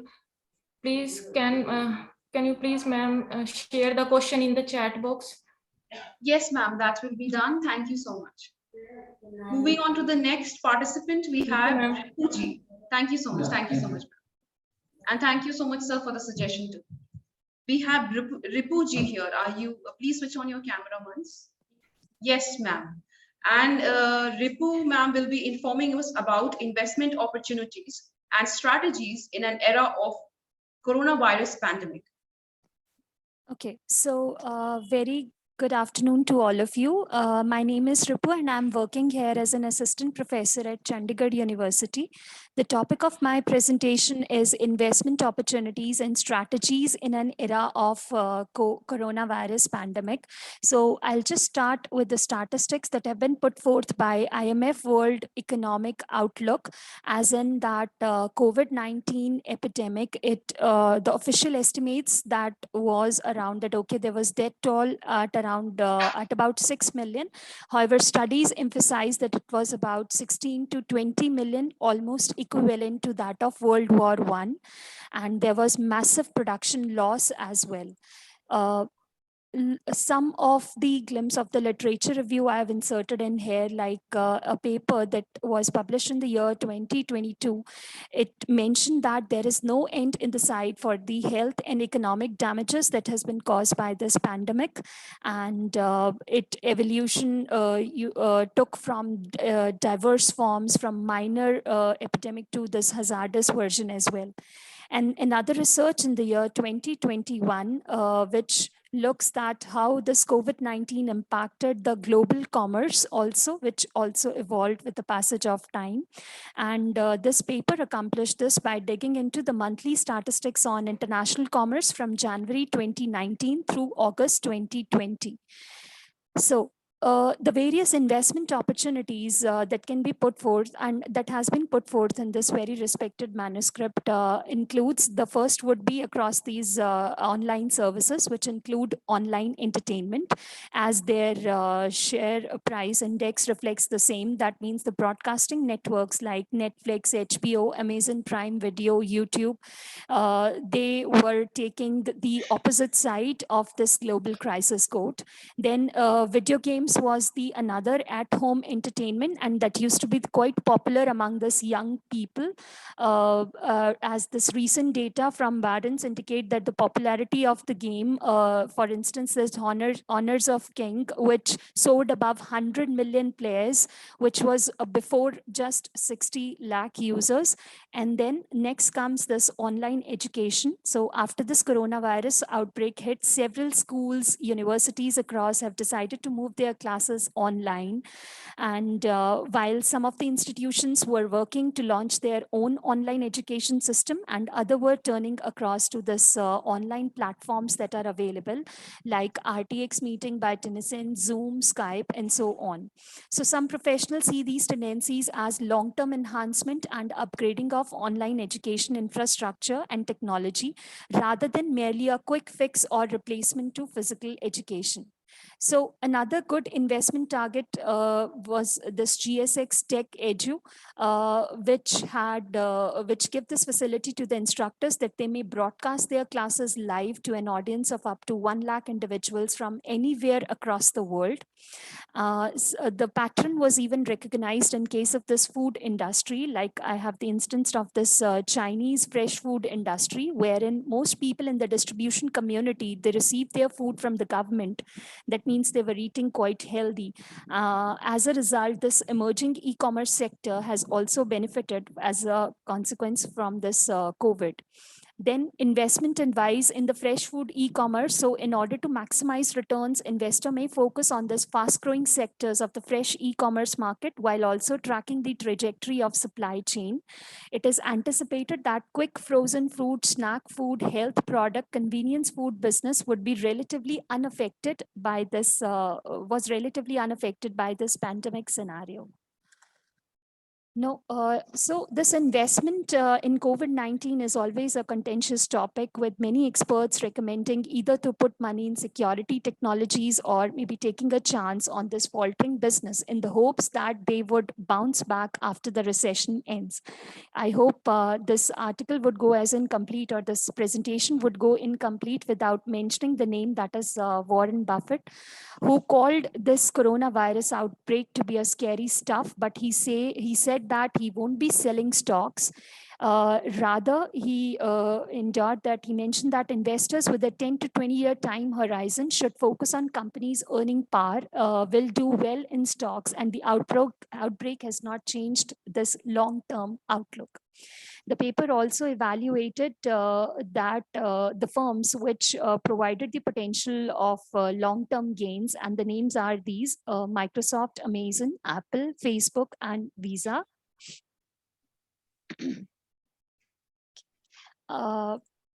Then it is very important to identify the specific industry. For instance, the defensive sectors, which included utilities and consumer staples, they have also reached 10-year high during this COVID-19 pandemic phase.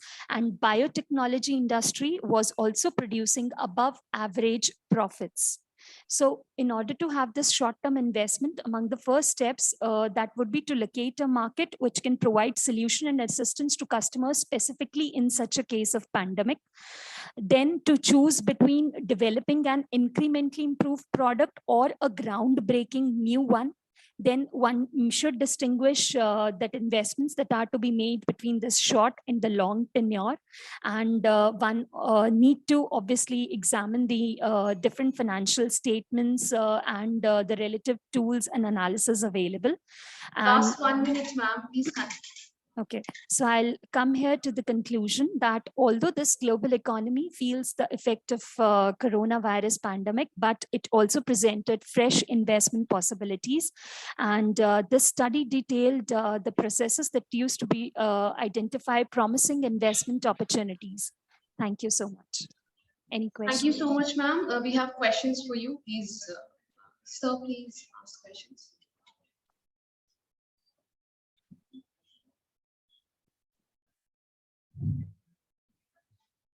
So one thing I think this paper is still going on. You have not finished. Yes. Yes. One thing is missing here is proper methodology to go ahead. Yes, sir. Probably in coming days you can find out the specific methodology, because if you want to develop this paper further and you want to send it to a journal, a proper methodology is required. Yes, sir. Yes. But the topic and the theme is one of the contemporary topic and theme, which should be added with a proper methodology and good literature review also. Yes, sir. Yes. So, for example, there are many special issues on COVID-19 by the journal Transnational Corporation Review. Yes, sir. Published by Taylor and Francis. Yes, sir. So the Millennium Asia, the journal published by Sage. Yes, sir. So there are various issues which has discussed about investment, trade, and other parts. Yes, sir. So it will be good if you can present a proper literature review. Take the drawback of those papers or missing lines in those papers. Yes, sir. You build up your own argument that yes. why this paper is important. Yes, sir. So these are the suggestions for the future. But the topic and other things are very timely and interesting for the academic community as well as for the investors, also for the business houses. So please go ahead with all these suggestions. I hope that this will be a good paper in coming days. Yes, sir, for sure, sir. Thank you so much for your valuable suggestions. Thank you. Thank you, ma'am, and thank you, sir, as well. So we have reached the last presentation for today, and that is going to be done by Anjali Tiwari. Ma'am, are you here? IT team, please check, is she here?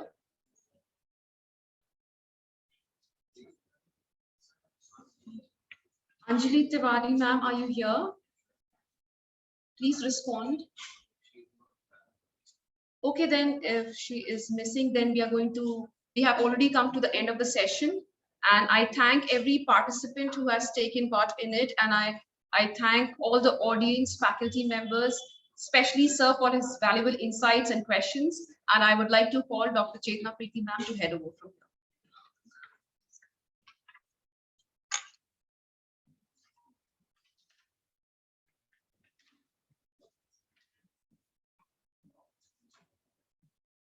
Thank you so much, respected Nalin Bharti, sir. You've given your valuable time. I know sir has got a busy schedule today. He has to go to several places, but still he has given time to us. So, let us have huge applause for sir.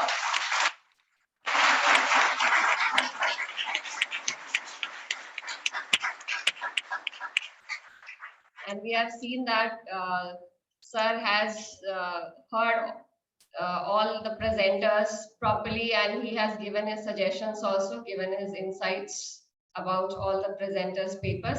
Thank you so much, sir. And thank you to all the audience. And now we'll continue with the next session, that is IT session.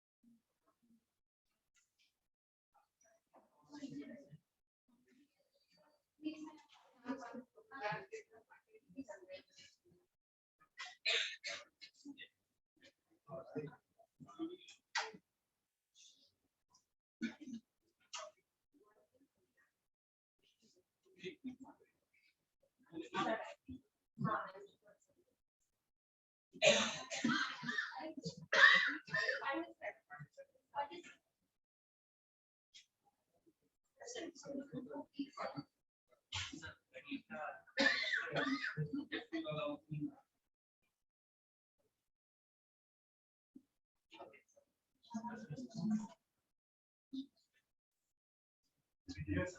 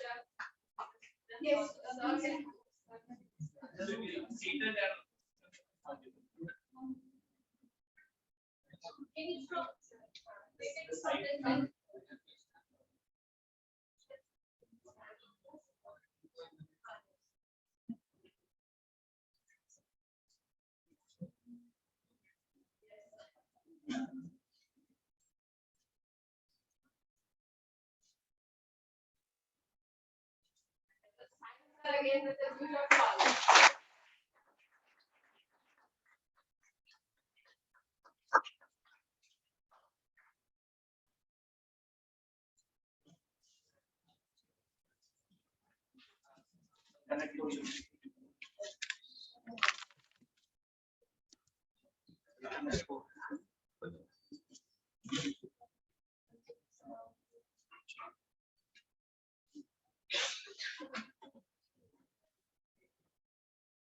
Students, please settle down. Please settle down.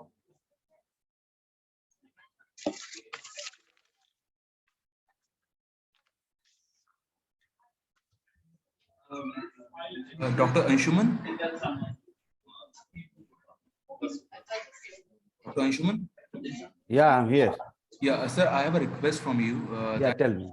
For namaz, So could you make us our first and second slot for the presentation? We have 2 papers to present.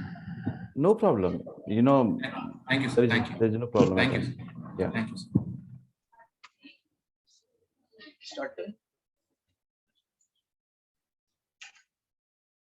Students at the back, please settle down. Okay.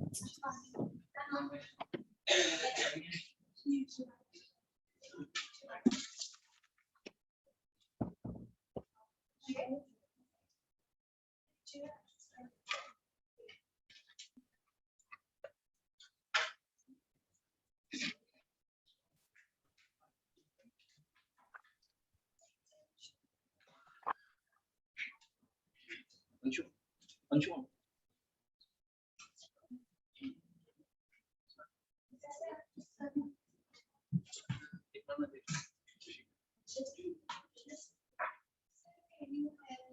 Yeah, sure.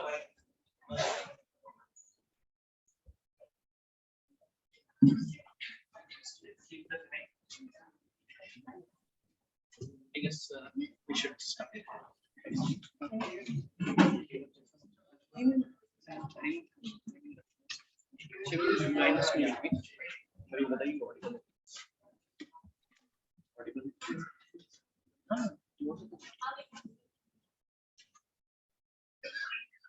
So people, is this audible? आवाज आ रही है? Is this audible? So good afternoon, everyone. I welcome you all on behalf of Amity University, Patna. Ladies and gentlemen, we are honored to have respected Dr. Anshuman Sarma, sir, as our chief guest for today's session. Sir is an assistant professor in the Department of Marketing and Business Administration at Ajman University, UAE. He is having wide area of experience in research and teaching. His research area includes data analysis, brand management, consumer behavior, strategic planning, and social media marketing.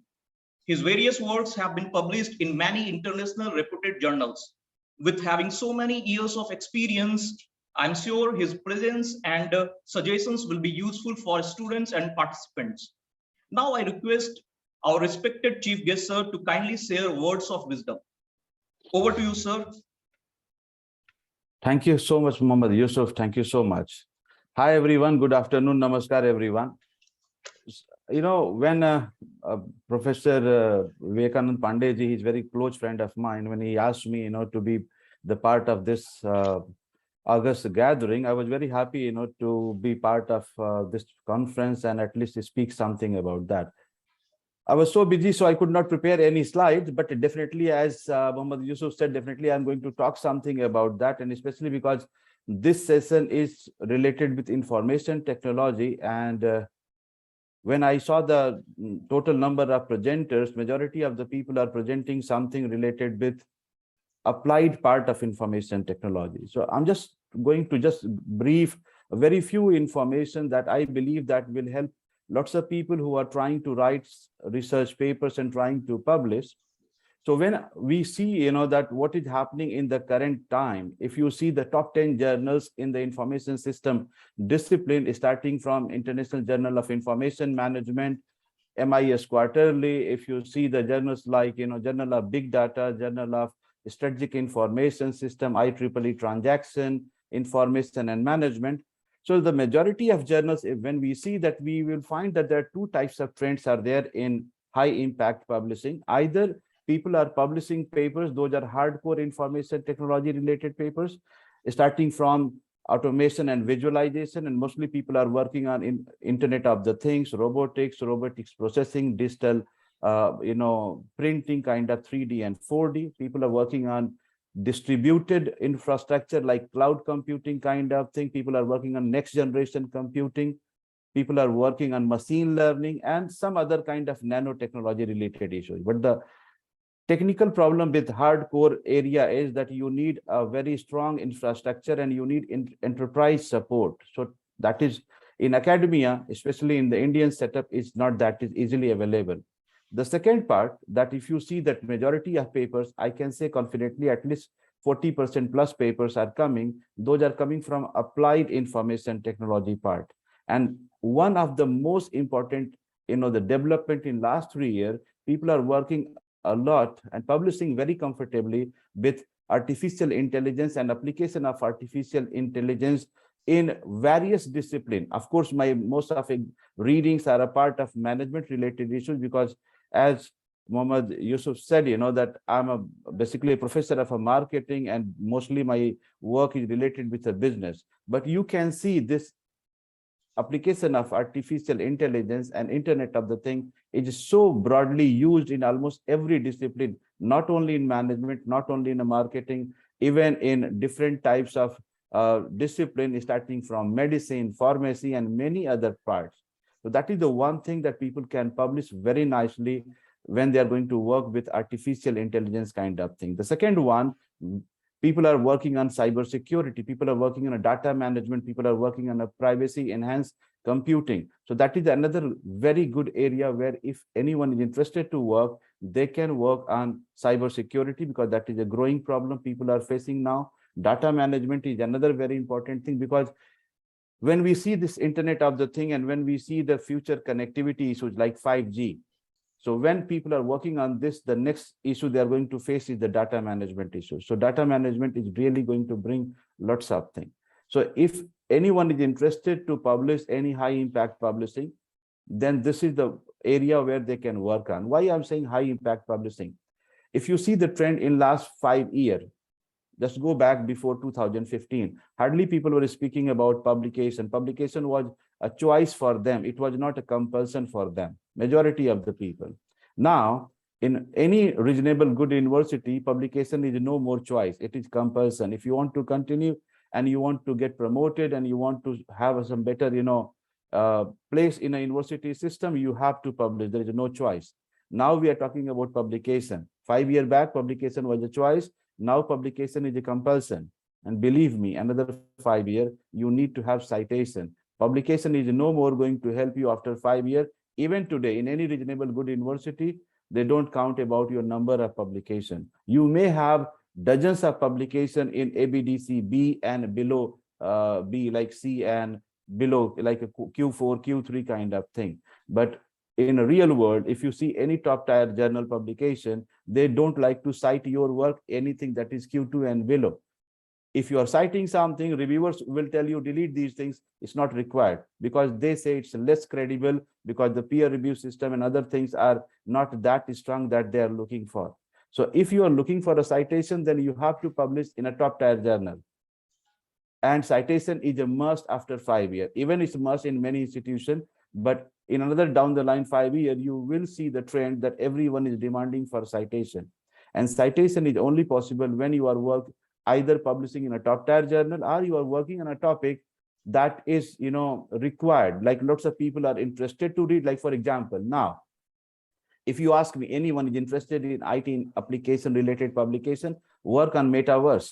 Metaverse is something that is just introduced in the market in last 5-6 months. And if you see, at least I can tell you 10 to 15 top tier publications are there on metaverse. Imagine those people who have published in a metaverse, anyone wants to write, they have to read their paper. And when they are going to read their paper, definitely they are going to cite their paper. So if you are going to work on a topic that is contemporary, something new, something latest, definitely people are going to cite your work. So you need to select something like augmented reality, virtual reality, immersive world. These kind of areas are there where if anyone is interested to work and can publish very comfortably, and later will bring lots of citation. So research and publication is a very rewarding area, but yes, so it demands time, and it demands kind of infrastructure that you need to grow. That is the only thing I want to say, because I know majority of people who are listening me, either they are highly accomplished researcher, or they are at least they know most of the thing what I'm saying. So it's nothing much to speak. I believe it's whatever is important I said. Rest of the thing we will listen to the presentation, and then at the end of the presentation I will try to provide my constructive comment to improve these papers, those who are presenting today. Thank you, Muhammad Yusuf. Thank you so much, sir, for your kind words. And in a short span of time, you have introduced information technology in a very nice manner. Now, may I request my colleague, Professor Anshuman, Assistant Professor at AIIT, to take over the session ahead with permission of chair. Thank you so much.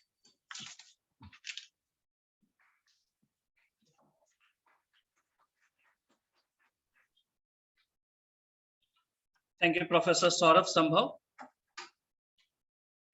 Okay, so for the presenters, I would like to recite all the regulations for your presentation. I hope you are ready.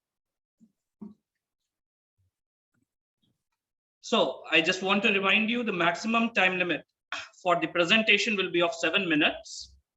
You will be intimated after 6 minutes of your presentation.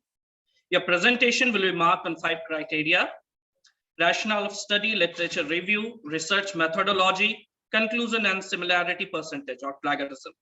Based on these criteria, the best paper award will be decided. While presentation, please focus on 4 things, basically: rationale of study, object of study, research methodology, and conclusion. If asked by the session chair, you may discuss other sections as well. All question and answers will be entertained after your presentations. So I hope the presenters are ready. Now I would request the rapporteurs for this session, Ms. Surabhi Astha and Ms. Shivani, to please coordinate and keep the time for the presentations. Please ring a bell on the 6th minute and on the 7th minute for closing of the presentation. So with your permission, Dr. Anshuman, shall I proceed? Yes, Doctor. Yes, Professor Anshuman. Nice to see, my same name. Yes, sir. Very happy. Please. Thank you so much, sir.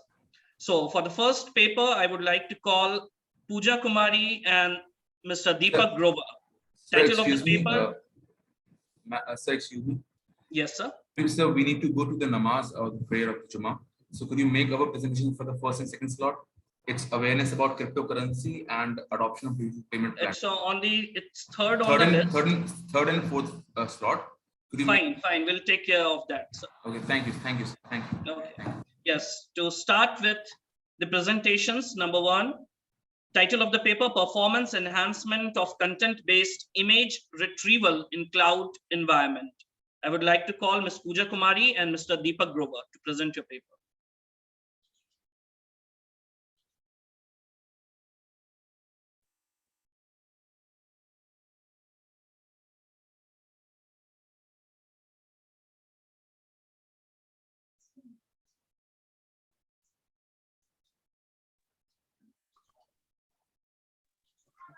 Good afternoon, sir.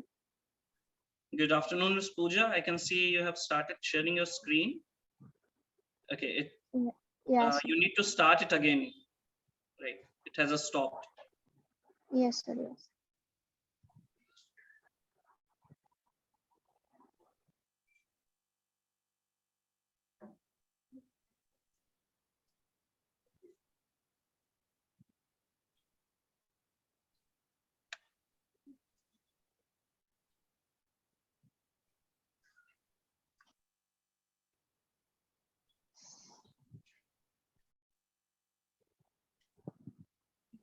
Ms. Pooja, we are still not able to see your screen.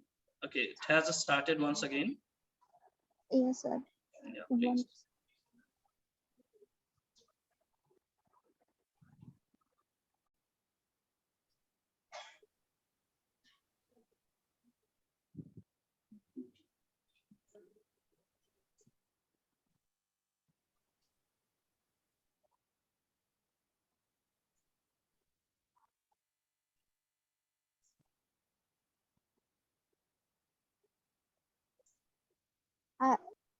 You may click on the slideshow button, the third one from the right.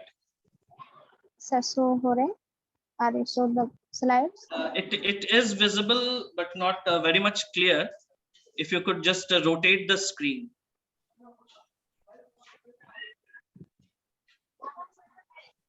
You may click on the slideshow button, the third from the right, and may rotate the screen.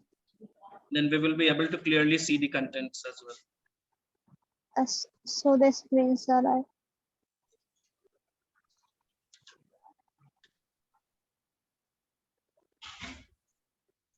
Okay, in case you are finding any difficulties, you may please start with.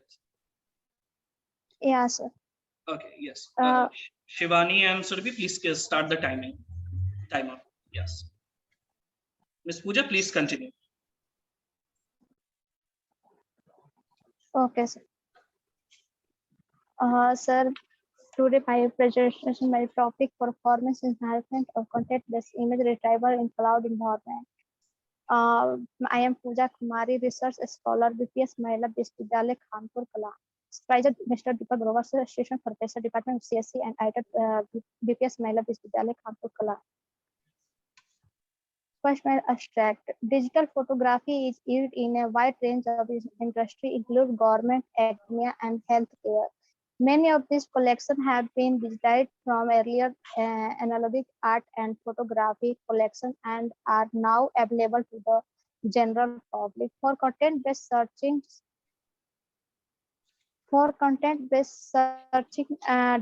digital photo database can be employed. The goal of content-based image retrieval is to search an image repository for images that are comparable to a given image CVI. The current project focuses on improving the performance of content-based image retrieval in a cloud context. To achieve this goal, a lossless compression algorithm has been combined with an edge detection approach to reduce the time spent on feature extraction. Contrast, correlation, energy, and homogeneity are all factors are to consider. Introduction. Second introduction. Content-based searching may be done by using digital picture database. Content-based image retrieval is all about finding pictures that are comparable to a particular image in an image repository CVI. The current emphasis of my research is on improving the performance of content-based picture retrieval in the cloud. Lossless compression and edge detection techniques have been included to speed up future extraction in order to accomplish this goal. Third, my cloud computing. Data is storage on remote servers and accessed over the internet via the internet in cloud computing. Google Cloud is an excellent example of a public cloud service that is open the public. Every application is developed on Google hardware. Cloud computing refers to on-demand internet access to computer resources held in a remote data center controlled by a cloud service provider, such as applications server that storage development tools and networking capabilities. Fourth slide, image processing. Two-dimensional signals are all that images are. Fxy is a mathematical function that describes the relationship between two coordinates x and y. Fxy can be used to determine pixel values at any point in time. The intensity of a picture at given point is defined as the amplitude of f at the f at that points xy special coordinates. A digital image is one in which all three of parameters x, y, and amplitude having a predominant value. In other words, a picture may be characterized as a two-dimensional array of rows and columns. For each of the digital image elements, there is a specific value assigned to it and at the place. Picture, image, and pixel are all example of this component. Most commonly, digital image pixel are employed to denoted to constituent part. CBIR. In our image processing algorithm can be used to change image. When a user requests a specific photo from the database image retrieval process is activated. Searching, browsing, and retrieving image from a database are all possible using an image retrieval system. This is a common use for content-based image retrieval. Searching for the digital image in a database is made easier with the help of content-based visual information retrieval of query by image content QBIC. Content-based image search on the other hand focus on a picture actual content rather than its accompanying metadata. Role of CBI in cloud computing. During the CBI inquiry faces an encrypted query, trapdoor is sent to the cloud server by the authorized user.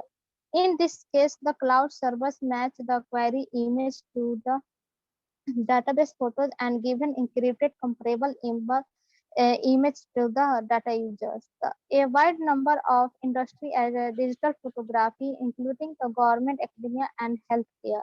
Many of the many of the pieces in this collection were digitized from analogic collection of art and photographic that and previously been housed in a physical locations. It is possible to do content-based searching using digital picture database. The purpose of content-based image retrieval in to look of image that are under a given image in a repository of image.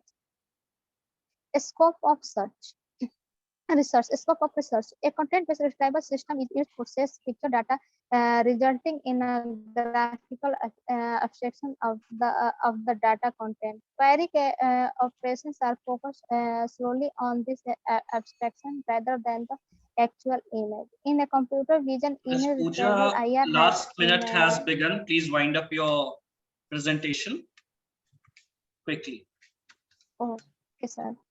I mean, as key research are due to the rapid development of digital photo collection and their widespread distribution by the internet. In a cloud environment, CBIR performance may greatly benefit from research is like this. Or literature review, a review. When title and encrypted image retrieval method based on Harriet's Conrad optimized and LSS in cloud computing. Cloud computing image retrieval in the lack of technical works. Problem statement. Ms. Pooja, the time is up. Kindly conclude your presentation. Okay, sir. Okay, so Problem statement. Okay, sir. Thank you, sir. thank you, Ms. Pooja. We would like to ask the session chair if Dr. Anshuman has any questions or suggestions for Ms. Pooja. Professor Anshuman, are we expected to provide the comments immediately after the presentation, or are we supposed to provide the comment towards the end of the presentation? Sir, as per your convenience, we may conclude. I'm comfortable with both. You suggest what exactly you are. So then we can just provide the feedback for this Very good. presentation and Very then good. Very good. Very good. Now, Pooja, I understand you are very young and you are, PhD scholar. I can understand, but understand one thing, Pooja. When you are presenting, I'm just talking about your presentation first. Then I will talk about your work, what you presented. When you are presenting, please remember this thing that you need to respect the time. You are presenting and you are not even able to present even your literature review. When you know that only 7 minutes is allowed to you, you should have only 4 or 5 most important slides to speak about, Yes, this is not a good idea, that when you start reading about everything about introduction and literature review, when we present anything in a conference, we should be very crisp and precise exactly what we are going to do in the presentation when only 7 minutes is there. Anyway, so that is the one thing that you could not even complete your presentation. Now come back to your topic. When you are presenting something, for example, you are saying performance enhancement of content-based image retrieval in the cloud environment. So the most important thing is that you need to say that why it is so important. Because in research, the most important thing is what is the motivation behind your research. So why you started this project? Of course, you are doing a PhD. I understand your motivation is to get a degree. But at the end of the day, degree is not everything. After a few years, when you will have a degree, it's just a matter of a certificate that you have. But what is the most important is your work. And based on this 3 years of your hard work, definitely you're going to publish some good papers. Then only you will survive in the industry. Otherwise, there is no use of this degree. Now, the question is, why you started this particular topic? So the question is, what is the motivation behind that? So when you know what is the motivation, so you know that there is a problem with image retrieval, high quality image retrieval, and so on. Then the second thing, how you did this one. And when you are saying how you did this one, Because what I understand, this particular topic comes from database management system, especially the relational database management system, and then you have to write algorithms. Those algorithms can enhance the quality of data retrieval. It means you have to enter in the coding part as well, because that is the part of algorithm. What you did in that one. So that is another important area, that how you did that one. And if you did that one, what is the overall impact of your entire work age? It's not a theoretical work that we can write stories. When you are saying image, performance enhancement of the content-based retrieval, so definitely you have to work on algorithm that you can show in your work that we worked on this particular kind of experimental database and your algorithm really worked. That is the real good thing. And once you worked, how it is going to help to the industry? Because when you are publishing a good paper, you can say, I found 1, 2, 3, 4. Those people who are going to evaluate your work, they will say, so what? It's good for you that you are writing, but for industry, for practitioner, what is the importance is there? So those things you should keep in your mind, that when you are working on your PhD, I'm not sure what is the status of your work is there, but please remember that you need to understand why you are doing this thing, how you are doing this thing, and what is the overall outcome is there. And the outcome should have both implication for theoretical point of view and implication for the industry point of view. Then only you will have a complete package, and then you can write something and you can publish something in good place. Okay, Pooja, all the best for your future, but you need to work very hard, Oh, okay, sir. Thank you, sir. Thank you. Thank you, Dr. Anshuman. Thank you, Ms. Pooja. Moving to the next presenter. The title of paper, The Impact of Online Teaching on Academic Leaders and Their Performance Post-COVID-19 in the Higher Education Sector in India. Ms. Jyoti Singh, Ms. Raj Lakshmi Srivastav, and Mr. Vikas Singh. Okay, so Ms. Jyoti Singh would be presenting.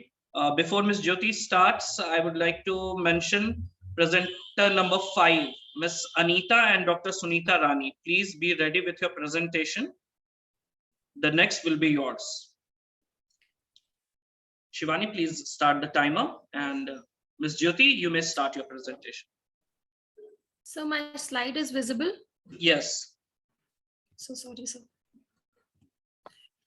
A very good afternoon to respected session chair and all other participants present here.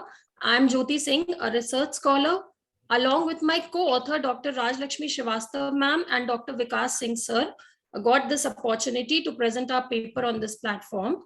And my topic for the research is the impact of online teaching on academic leaders and their performance post-COVID-19 in the higher education sector in India.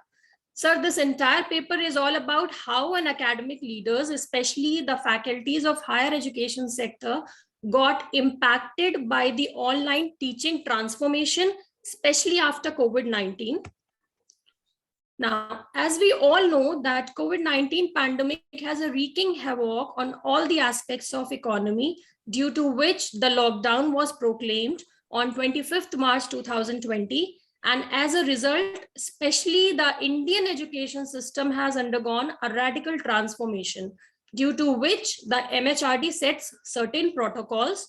And the major protocol is to switch from offline teaching mode to online teaching mode, which is, trust me, a very forceful confirmation to all those teachers, especially the especially the senior teachers who are not well familiar with the online teaching technologies.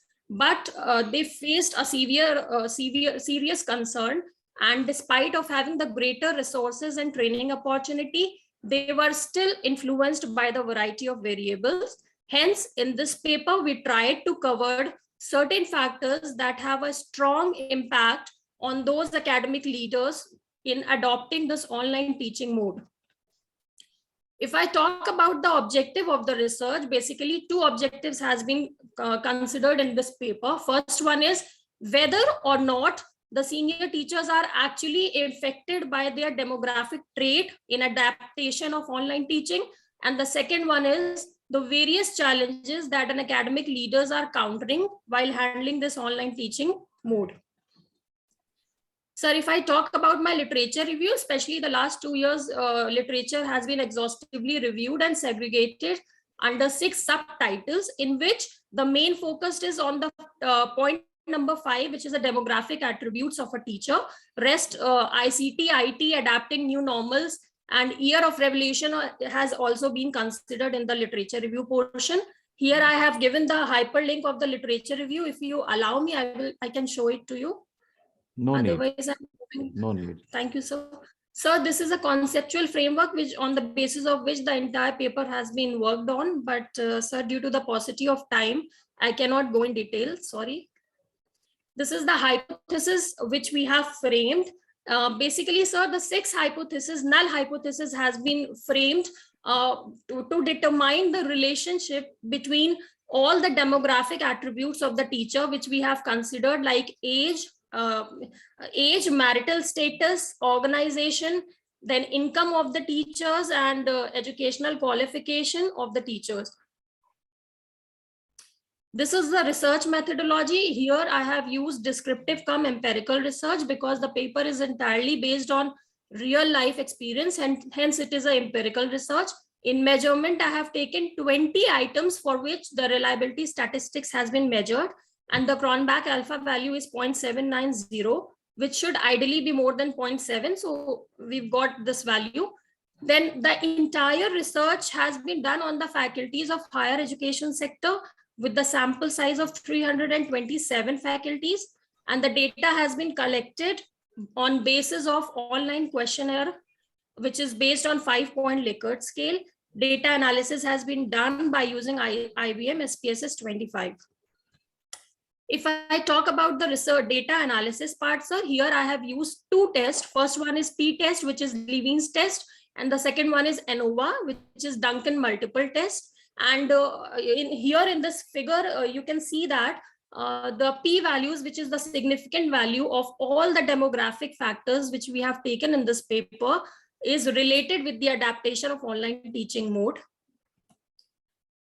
On the basis of data analysis, we have got this result, which is data interpretation. The last 3 this demographic attributes, especially the age, income level, and education qualification, shows that it has a positive impact or the significant impact on the teachers for their adaptation of online teaching mode. Rest other 3, which is gender, marital status, and organization, doesn't resemble much, hence the value is insignificant. Finally, if I conclude my entire paper in this short frame, I can say that after COVID-19 pandemic, sir, there is a vast, drastic change in Indian education system, which actually requires a good amount of technological knowledge now. And apart from this technological knowledge, teachers are also facing several other hurdles. One among them is a demographic profile of a teacher. So it is a high time to focus more on the training and development and support for the teachers side by side, encouraging them to grasp this new technological driven forces. These are the references from where I have collected my data. Thank you, sir. Thank you, Jyoti Singh. Yes, sir. Jyoti, this is your PhD topic, or you have just written this paper for the sake of presentation? So this is just a research paper. I am a very initial stage of my research. This is the first year. We have just completed the coursework right now. Very good. Very good. Now, let me tell you a few things, Jyoti. Yes, sir. Do you have any idea that you are going to publish this paper, or just for the sake of presentation only? No, sir, I have prepared it by keeping in mind that I want to publish this paper. And where you are interested to publish this one? Scopus index papers. So Scopus starts from 0 to 99, you know, and there are more than 30,000 journals out there, not 1 or 2. Yes. Anyway, why I was asking this question? Why you selected post-COVID? Because most of the teaching, online teaching, was there during COVID. Post-COVID we are back to normal. Like I'm sitting in my office, you know, and I'm teaching physical classes. Yes. There is no more online classes. So why you selected post-COVID? Because the impact was there during the COVID, not after COVID. So can I answer? Yes. Yeah, of course. Sir, The best answer which I can give, that right now also we are dealing with online platform, and it is like after COVID it becomes a tradition that everywhere, till now at least, we are getting this opportunity that we can present our things online now. Teachings are still going on by online mode also. Many of the jobs are going online by at home, sitting at home. So I feel personally that this becomes a tradition, and in future it will grow more in Very good. India. Very good. Now let me tell you a few things, and please, it's my personal opinion. You like, you accept it. You don't like, you can reject it. For sure, sir, That I is will consider. that is up, Definitely. up to you. Number one, then you should delete this word post-COVID, because if you are writing the word post-COVID, then definitely reviewers will ask this question, why post-COVID? So it's a better way that you can say that, that impact of online teaching on academics. And then there is no need to say that the impact of online teaching on academic leaders, because academic leader is not a right word. When we say academic leader, normal understanding is we talk about deans and directors and all those senior people, So it's the right word. If you're teaching about the professors, the right word is academics, or the academic staff, whatsoever you appropriate field. So the ideal, title should be how online teaching impacts academics. That is enough, because you are simply saying that online teaching and impact on this particular thing on academics, on the professors and the teachers. Now, the second problem is you are saying that impact of demographic. Now, when you are saying impact of demographic, you simply ask questions like age, gender, marital status, and you simply calculated a kind of a correlation, and then you said there is an impact. Yes, sir. Now people are not interested to know that there is an impact. The most important thing is who is having more impact. Like, for example, who has the more impacted? The males or the females? Are on a marital status, the married people are having a more impact, or the unmarried people have the more impact? Understanding the point? So Yes, sir. just simply saying that age impacts the performance, no one, it's not going to give any real meaning to the people. So when you are going to work on these kind of topics, you have to be very clear that you need to develop a better model, and then you use as a moderator, because then you will use the right meaning. For example, gender, and we know that women are more impacted than men, because women have the dual responsibility. For example, you are a married women, now you have the family responsibility. You have to take care of your family, at the same time you have to take care of your job. So when you have a more responsibility, your work will be more impacted rather than the men, and so on. So when you are going to work, you have to think about change your models, think about logical way of connecting the dots. Then when you are writing your hypothesis, in a normal presentation, we never write a null hypothesis. We only write alternative hypothesis. Age has a significant impact on performance. That's end.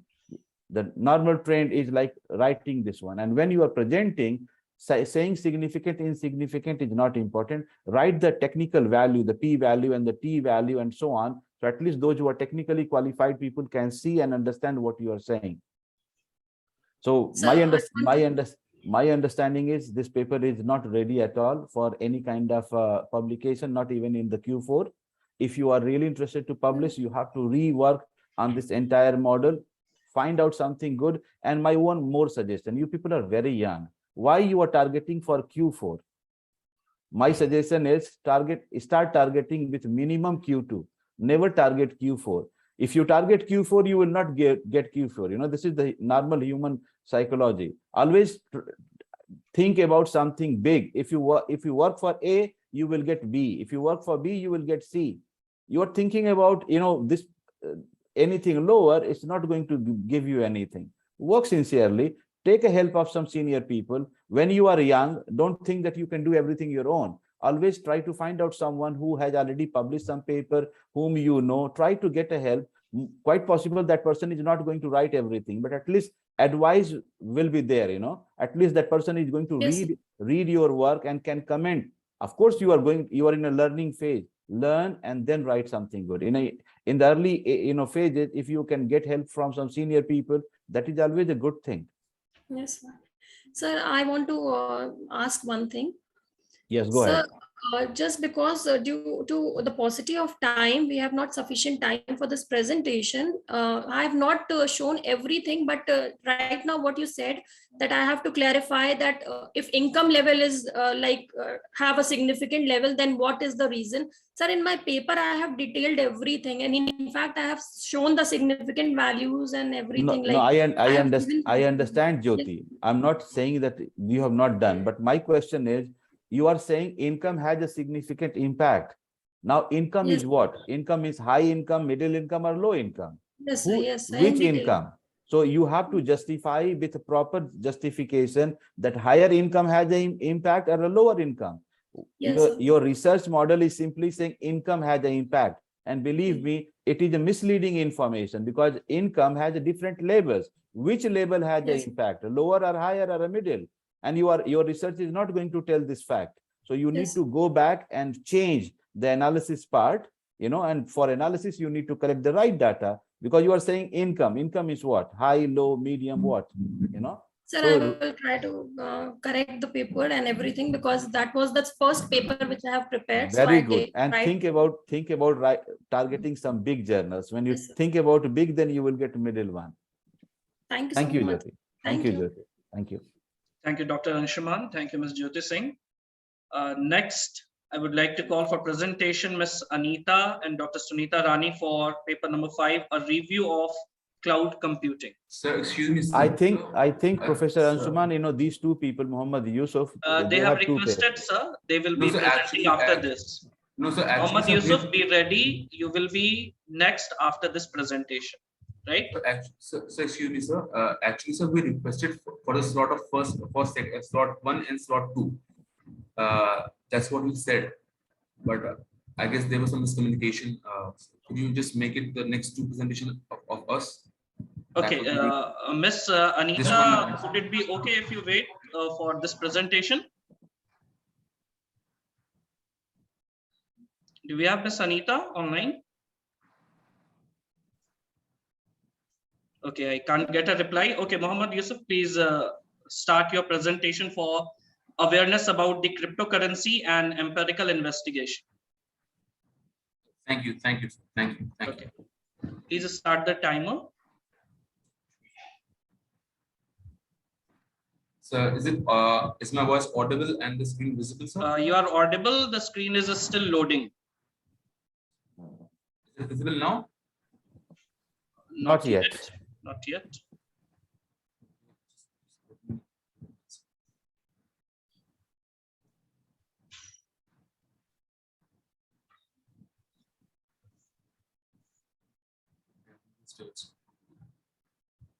Give it a retry. Yes, now it's visible. Thank you. Okay, good afternoon, everyone. My name is Prakash Sattar. I'm pursuing my degree from Department of Business Administration, Aligarh Muslim University, Kishanganj Center. And I'm with my teacher, Dr. Mohammad Yusuf Javed. And we are here to present our paper titled Awareness About Cryptocurrency and Empirical Investigation. Now, let's start from where it all began, the barter trade.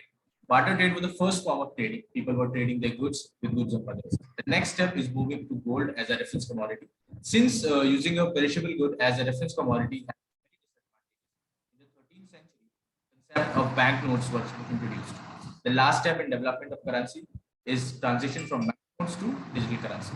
The key idea of digital currencies is to create only the unique serial number in such a way that it cannot be copied or counterfeited. Now, moving on to cryptocurrencies. Cryptocurrency is a medium of exchange using cryptography to secure the transaction, control the creation of additional units of the currency. In 2019, Bitcoin became the first decentralized cryptocurrency. Bitcoin is peer-to-peer and transactions that place between users directly without an intermediary. Transactions are verified by network nodes and recorded in a public distributed ledger called blockchains, which uses Bitcoin as its unit of account. So in order to gain more knowledge on cryptocurrency, we studied different literatures. For instance, Kasser in 2018 studied the true nature of long-range dependency among 4 cryptocurrencies, namely Bitcoin, Litecoin, Ripple, and Ethereum. The study proved that there is inefficiency in all considered markets except Ethereum. Also, for the first time, the intraday price behavior of cryptocurrency. The study shows that the trade prices revolve around round numbers all day. Now, from all reviewing all these literatures, we structured a methodology where we adopted a questionnaire, collected data from 160 people who have heard about cryptocurrency, and the data was analyzed using regression and correlation research using SPSS tools. To test the significance in hypothesis, we use t-test and AROMA. And some objectives of our studies are to identify various factors that affect the adoption of cryptocurrency and to examine the impact of various factors and different demographic factors affecting the use of cryptocurrency. From now on, Dr. Yusuf Javed will take it. After the collection of questionnaire, we have constructed few hypotheses. The hypotheses are clubbed in two various forms. First of all, the hypotheses were tested based on regression and the hypothesis for the demographic variable. Now, for instance, the hypotheses are like as follows. There is no significant difference between DF and uses of cryptocurrency. Now, if you see this conceptual model that we have validated, it states that independent variable of use of cryptocurrency, and there are few dependent and perceived ease of use of cryptocurrency. Now, here are the basic analysis findings. These are descriptive. For example, if you see the male and female, there are 115 male, and we have collected different demographics, age, family income, the education qualification. Now, if you see the reliability test, the Cronbach alpha, the value of Cronbach alpha was 0.810. Now, if you see the model, the R square value is 0.421. That is the conceptual model as 44.1%.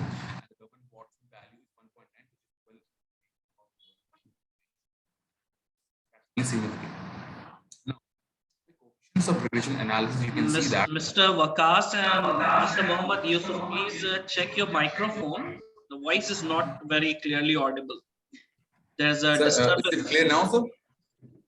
Yeah, it's clear, sir? It's okay, clear. thank you. So, if you can see the coefficients of regression analysis, you can find out that SCF, PU, and decentralization factor, they are affecting the use of cryptocurrency. However, the transition factor is not use of cryptocurrency. Now, these are the results of the hypothesis. As you can see that there is a significant relationship between use of cryptocurrency, and there is a significant impact of PU and DC on use of cryptocurrency. Apart from that, in the demographic variable, only one hypothesis was rejected, that there is a significant difference between DF and professions. So, that cryptocurrency sometimes use cryptocurrency or crypto. It's a virtual currency which exists in this.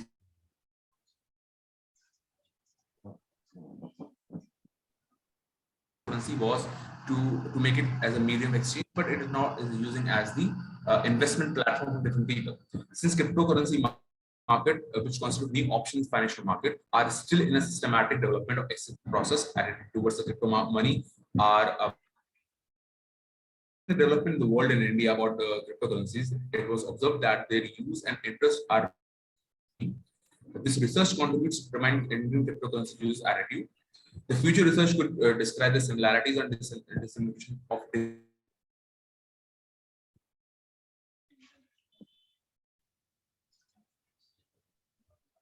perceived ease of use of cryptocurrency and decentralization factor have an effect on use of cryptocurrency.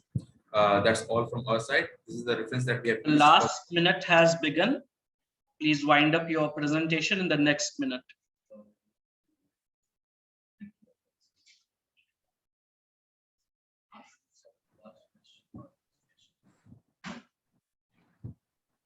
I believe they have completed their presentation. So, Muhammad Yusuf and Waqas Abrar, I believe your name is Yusuf and Waqas, you know. So, Dr. Yusuf and Waqas, you know, very nice topic you selected, and you know, it's very contemporary, very relevant topic. I'm happy to see this work, but I have, few suggestions, and starting from your topic, Sure. your topic is going in another direction, and your entire work you presented is something in a different direction, because your topic is saying awareness about the cryptocurrency. And honestly, I was just, looking for something that you are going to talk about how people are aware about this one. But when I saw your presentation, it is everything about cryptocurrency adaptation, intention, and intention related behavior, so the topic is completely different, and what you presented is completely different. That is the one thing. Anyway, that is not a problem.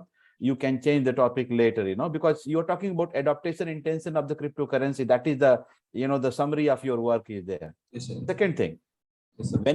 when you are working on a cryptocurrency, in last 5 years, there are hundreds of publications are there on the cryptocurrency and cryptocurrency adaptation.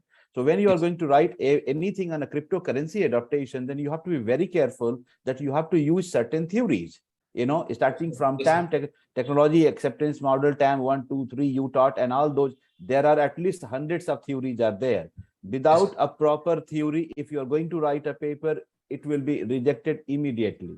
So you have to first take a proper theory that supports your, the conceptual model. That is number one. Number two, when you are going to borrow a theory and you are going to develop a conceptual framework based on the theory, it means the instruments are already there in the literature. When the instruments are already there, then you have to go for confirmatory factor analysis. Simple Cronbach alpha is not going to help you. So what kind of statistics you have used is very elementary statistics. For writing any reasonable good paper, you need advanced statistics. These basic statistics are not going to take you anywhere. Number three, and the most important thing, please remember the word that demographic variables, direct impact of demographic variable is no use. Nobody is interested that, like I was giving the same comment to Jyoti. Believe me, every day I read at least 2 to 3 papers, and I review at least dozens of papers every month from A&A Star Journal. Nobody use direct impact, because this information is not going to give any meaningful information to anyone. Gender has an impact. Okay, has the impact. What is the meaning of that one? If you want to say something, then you say in gender what exactly, the men or the women, and not only this, you have to have a justification why you want to study gender. What is the role of gender in the process? For example, marital status. What is the role? Why I'm going to study marital status? For the sake of complicating the study, for the sake of having lots of tables and lots of hypotheses, this cannot be a justification. Justification should come from a real need and real implication. So when you are writing a paper, you should have a very clear thought why something is included in your study. Without a proper theoretical and literature support, it's not going to work, my friend. So you should work on this. Definitely you thought a good idea, but you have to work a little more to make it something reasonable, good one. Sure, sir. Thank you for your suggestion, sir. Thank you. And many more things, like 160 sample size is not good at all. Not good. It's not. You need to have a justification. You need to. So methodologically, there are lots of issues are there. You need to work. You need to read at least some good paper from A&A Star. See how they are writing, what they are writing. Get some inspiration from there, and then improvise your work. Sure, sir. Thank you. Thank you. Thank you, Dr. Anshuman. Thank you, Mohammad Yusuf. You may stay with us as the next paper titled Adoptions of Digital Payment Platforms Among Indian Consumers and Empirical Investigation. Yes, sir. Sure, sir. Okay, you may start with your presentation for that. That's it. Just give me a second, sir. Paper listed number 4. Okay, sir. I'll just go to Just hold on a second, sir. Yeah, sure. Is my slide visible, sir?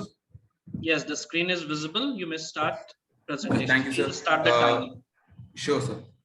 Sure. As you know, the title of my research paper is Adoption of Digital Payment Platforms Among Indian Consumers. So we'll start by saying that over the few last years, the pandemic and the development along with the growing focus on digitalization have significantly impacted the trends in payment industry.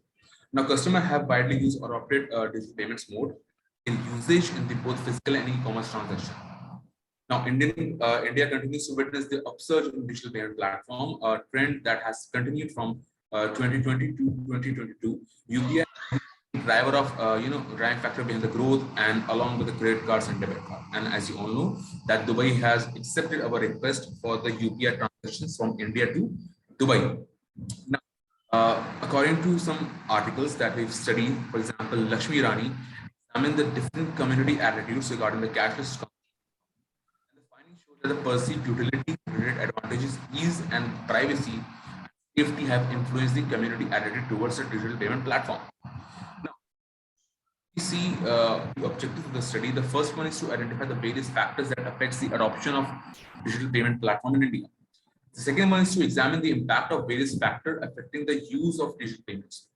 The third one, the last one, is to examine the impact of different demographic variables on adoption of digital payment platform. So we have collected the data from 151 people. We have used descriptive analysis. The test of significance has been used and tested by t-test and we have used Excel and SPS for the analysis. The research design is basically descriptive and cause and effect. Now, this is the model that we have validated. You can see there are three independent variables, for example, security, convenience, and ease of use, and they are affecting the trust that at the end reflects the attitude towards the digital payment of Indian consumers. Now, they are following hypotheses. For example, there is no significant difference between security and trust, and convenience and trust, and ease of use and trust. Now, as you can see, there are different demographic variables that we have used to understand this concept and to understand. The comeback still is 0.80, that is 80% of the questionnaire is validated. The R score is 0.358, that means 35.8% of the model has been checked. The value of Durbin score is 2.02, which is well under the range of Durbin-Watson of autocorrelation. Now, this is the regression equation that we have used. As you can see, the payment platform has a basic idea, and they have a significant coefficient. For example, security has 0.153, convenience and ease of use have 0.226. They all are significantly impacting the trust of the consumer, or basically the adoption of the payment platforms that we have in India. There are following results of hypothesis. For example, every hypothesis configuration model was rejected. There are significant impact of security and trust, convenience and trust, and ease of use and trust. For example, the main criteria, the main concern about Indian consumers is that whether the platforms are secure or not. Okay, whether it is convenient or not, or whether it is ease of use or not. For example, if you go to any retail outlet, you will find that it is very difficult for some Indian consumer to trust that particular payment option. Okay, so it is one thing that we have validated through this questionnaire or this study. In conclusion, India is a country where people, where differences can be extreme. Establishing financial equality is critical. One of the reasons of a government starting thinking about cashless economy and digital India was to make financial resources more accessible. Even in rural places across the country, the effort, which began in November 2016, provided a significant boost to the digital payment industry. Many small businesses, petty shop owners, switched to digital payment options. People in Indian smaller town are increasingly employing a variety of payment options. As we live in Kishanganj, and the data is from the Kishanganj in Bihar, it is very good to see that people are trying to get their transition shift from cash to the digital payment platform. Even the people who sell tea, the local tea sellers are using the Google Pay and Phone Pay. To conclude, the study intended to bring out the major factors that affects the attitude towards the users of digital payment platform. The majority of the respondents agreed that they are using digital services because it is convenient, it is very easy to use. The majority of the respondents were concerned about security. Hence, to ensure the continued security of payment systems, the service provider need to arrange a working group on payment platform security to look into the risk of digital payments. The scope of the study will be good support for the service provider to understand the hindering problem and the attitude towards the digital payment usage. That's all from our side. These are the references that we have used to before going for this empirical study, and we have gone through some art. Thank you, sir. Thank you.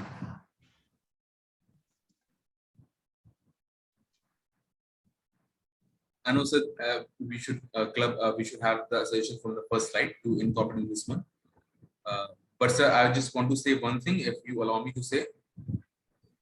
These Yeah, go ahead. Go sir, ahead. Go ahead. by sir, two MBA students of mine, and they didn't have any idea about how to write a paper, but they do have a good mindset about a good intention to join a good research program. So what I did, I just make them, I just said that you can go for the basic idea of research or the descriptive analysis.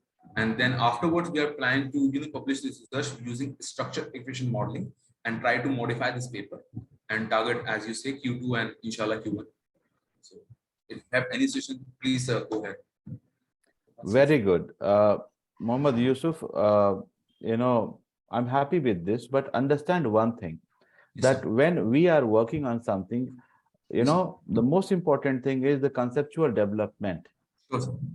Because when we are writing any empirical paper, the conceptual development is the soul of the paper. Rest of the thing, can be managed. But the thing is, conceptually, when you are writing a paper and you are saying directly that trust leads to the behavior. If you see your slide, trust is leading to the behavior.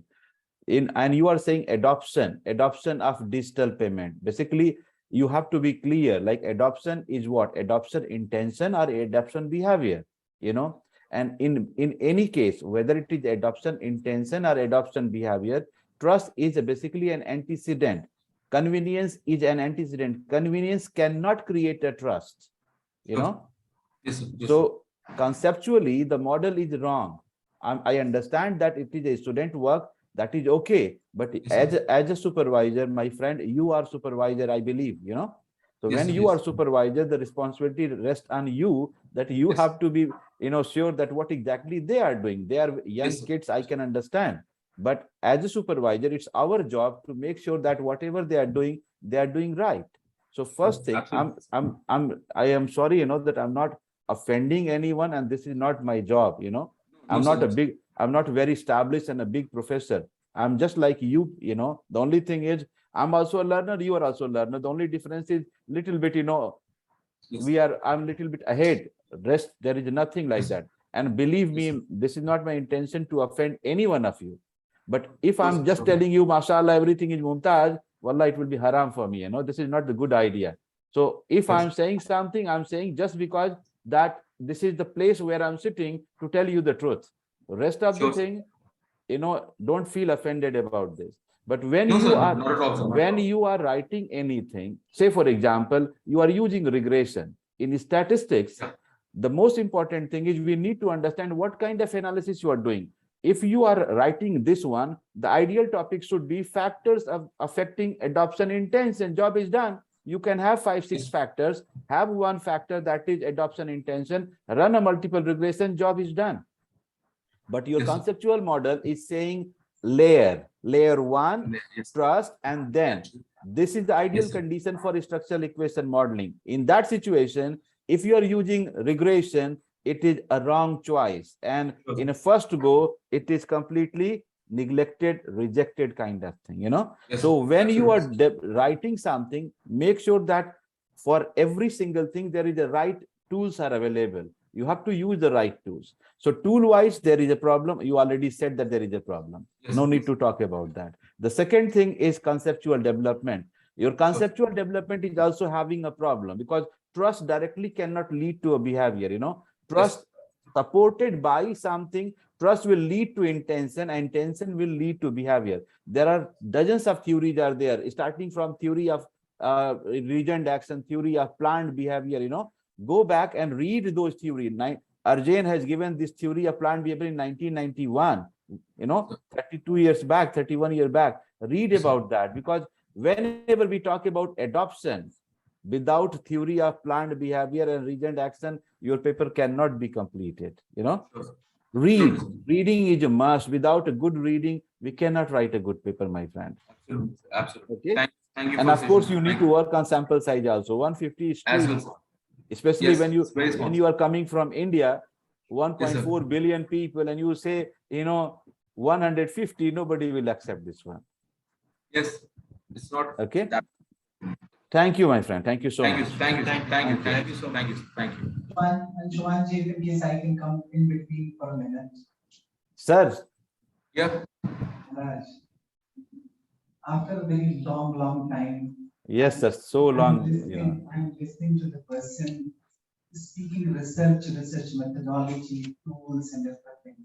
I'm recalling year 2009, 2008, 2009.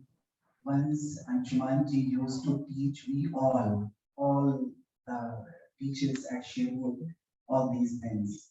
And I'm happy, rather very happy, that today my team has requested that I should invite you here at the University Patna online platform so that all those who have been presenting their paper should get benefit of knowledge you have. And after this session, I heard you and I can recall each and everything, the story of 9 years ago. After this, I'll be submitting a request to you to join our research mentor board so that we all, entire team of MIT University Patna should get benefit of your experience. Definitely, sir. I will be more than happy to do something. Most welcome, most welcome, most welcome to the online platform of MIT University Patna. Thank you so very much immediately accepting my request. And I'm really indebted, I feel indebted that whenever I write a message to you, in next 5 minutes, 2 minutes, I get a call from your side that there is one word in Hindi, Badappan. Is your Badappan, and I submit my respect to your Badappan. Thank you so much, sir. Thank you, Doctor. Thank you. Thank you, sir. Thank you. That was really a very nice feedback from both of our mentors, we can say. Our Pro Vice Chancellor sir is here, Dr. Anshuman sir is here. So, with your permission, moving to the next presentation, I would like to call Ms. Anita and Dr. Sunita Rani for paper titled A Review of Cloud Computing.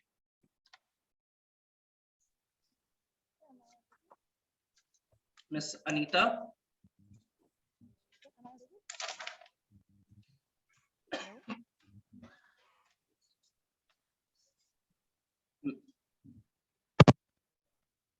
Sir, am I? Yes, you are audible now. Okay, thank you.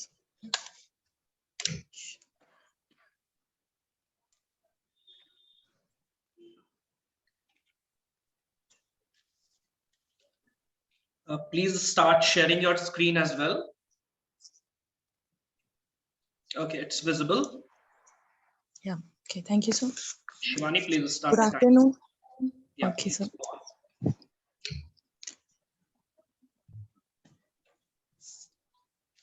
Good afternoon, respected sir and ma'am. Thanks for giving me this opportunity to present my paper.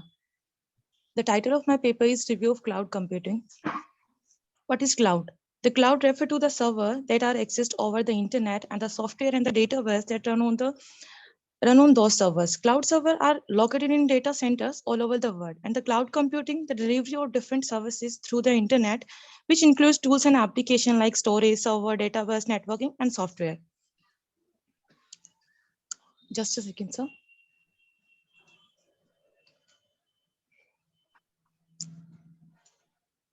Here are some cloud computing models, which is based on deployment to deployment the website and all. First one is private cloud.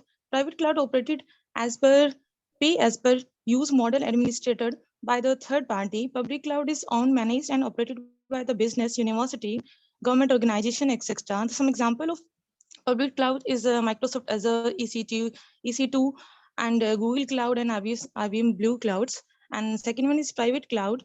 Private clouds is provide the high level of security and provide the privacy through the fiber and internet hosting. It is ensure the data are accessible to the third party. And some example is HP Centers and Google.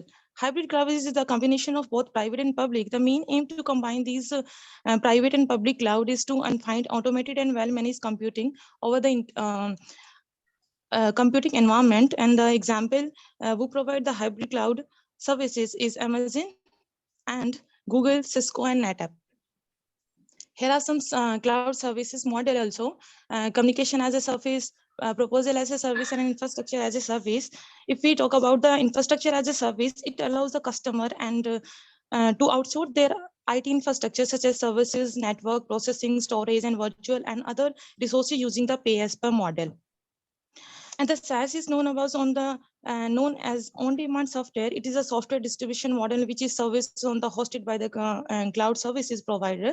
These services available to the end users over the internet, and the end user do not need to install the software on their devices, and they access these services without any installation. Example, some business services like ERP, CRM, and billing and sales.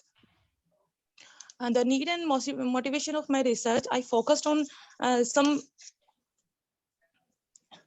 we know that the demand of the distance learning using the cloud computing is growing day by day, and the focus of the review paper is to consider the issue like security and performance, and there is a need of a system that should be capable of securing the digital high content to without affecting the performance.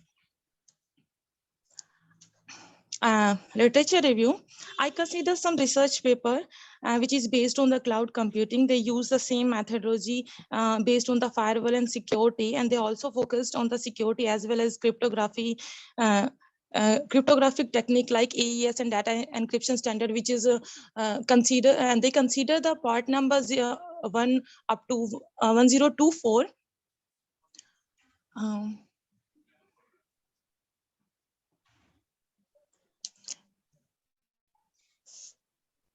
On the basis of this literature, I analyzed some problem like there is a lack of compression and security as well as performance. They also worked on the performance and security, but I considered the port which is based on 1024 and above up to 10,000.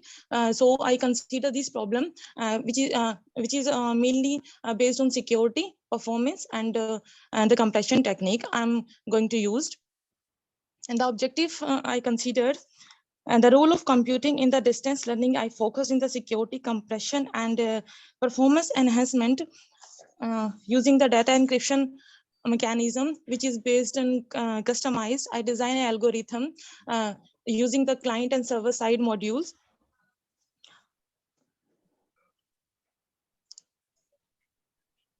In the proposed work, I'm going to compress the data using the replacement table and the technique which is based on the XOR gate and etc. So we can compress the data, and the data will stay for shorter time over the internet. And that's why the reason I choose this topic. I choose this topic to overcome these problems like security and performance. Thank you.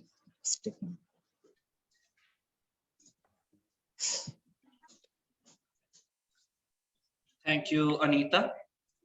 Yes. We would request Dr. Anshuman his feedback on the paper. Thank you, sir. Thank you. Madam Anita, what is your topic, like on what topic you're working on your PhD? So I'm not PhD student, I'm MPhil student. Hello. You are not audible. Anita, you are not audible. Now I'm audible. Yeah. Sir, I'm not PhD student. I'm doing my MTech. Okay, you are doing MTech, and this Yes, work is a part of your MTech. So you are supposed to submit a thesis, like a research work, at the end of the program. Yes, sir. Very good. So you conducted a review of cloud computing. Yes, sir. Okay. What kind of review is this? What you presented? Do you have any idea that what kind of review is this? Yes, sir. As we know that lots of people worked on security, performance, as well as the compression technique, which is based on ES and data encryption standard mechanism. Let me rephrase my question. Do you know what are the different types of review techniques are available in the literature? Yes, sir. Different techniques and methodologies, firewall-based security and the cloud-based. Again, you are going in a. Let me tell you something. when we write, when we work on a literature review, because this particular thing, when you are saying the a review of cloud computing, so basically it's a kind of literature review kind of work that you are basically going to review the papers those are already published in the domain of information technology, particularly based on the cloud computing. Okay. Yes, sir. So when we are working on a literature review, then there are so many types of literature review. For example, systematic literature review, scoping literature review, thematic literature review, bibliometric literature review, methodological literature review, you know. So there are dozens of types of literature review is there. When I was listening you carefully, I realized that your entire work was scoping literature review, because basically you are looking for a certain kind of work that was related with, you know, adoption of, you know, cloud computing and basically security and all those things. Basically, you are looking for a scope of certain topics, what other people have done. Yes, And sir. when we do, Anita, these kind of work, there are standard protocols are there. There is a standard protocol that is known as PRISMA, PRISM. So PRISMA model is there. It's not like that you are free that you can do anything from here and there. You have to follow the model. You have to go for a particular database, either Web of Science or, you know, Scopus database. Then you have to follow a standard protocol, like how long you are going to include in your scoping review, last 5 years, last 10 years. Then you should have inclusion and exclusion criteria, what you are going to include in your study, what you are going to exclude in your study. And then based on those kind of thing, we work on that. And when we work on scoping review, then there is a no problem statement. Only we get objective to start with, because in your literature review papers, we only have objective that we want to find out this, and then at the end of the day we find out the conclusion and the future research direction, that this is the information that we learn from this review, and these are the things that is missing, and the people who can work on this in the future. So basically we say conclusion and a future research direction. There is no need of any problem statement. There is no other information is required. Why? Because it's a secondary database study. So you need to have a more clarity, follow some standard procedure, and believe me, there are hundreds of A-star, A category papers are published that people have used these kind of techniques. Lots of standard guidelines are available. Read some good papers, then based on that, develop your study. It's a nice area. Like cloud computing is a part of distributed computing, and lots of people are working on a cloud computing. It's a growing area. Definitely there is a bright future is there. If you can write a good paper, believe me, you can publish. I'm not saying A-star, but at least in a reasonable good B category journal you can publish, but not in the current shape. The current shape, like when I was listening, there are lots of things you are mixing together. Don't mix things, you know. Just make one thing that will be really good, you know. When you're mixing many things, it will be, you know, cocktail kind of thing, and nobody will like that one. Okay, sir. Thank you. Thank you, Anita. Thank you, Dr. Anshuman. Thank you, Ms. Anita. So we are really glad to have such insightful details of the feedback you give to each of these presenters. We are learning a lot with your comments and feedbacks. Thank you, sir. Thank you. Moving further to the next presenter, Ms. Neha Singh, for the paper titled Going Phygital for Building Resilience, a Phenomenological Study in Microfinance Sector. Ms. Neha, you may start your presentation.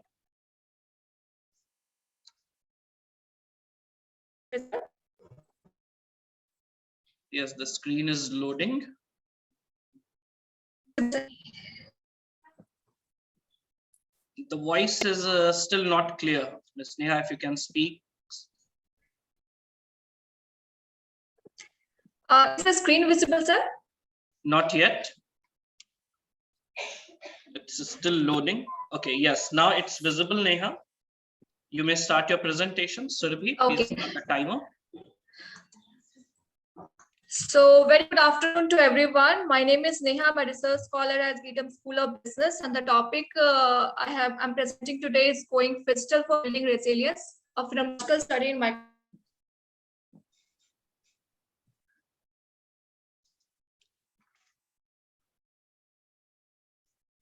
Okay, I believe. Yeah, there's some internet connection, you know, disconnection. Yeah. The connection is lost on Ms. Neha's side. I think we can, you know, okay, Neha is again, you know. Yes. She's here.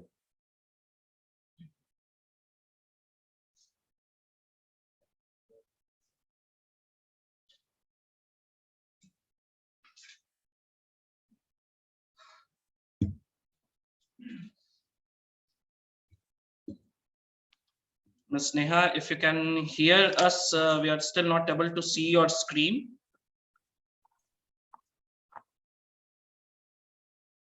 Okay, it's on now. Your voice is still not audible.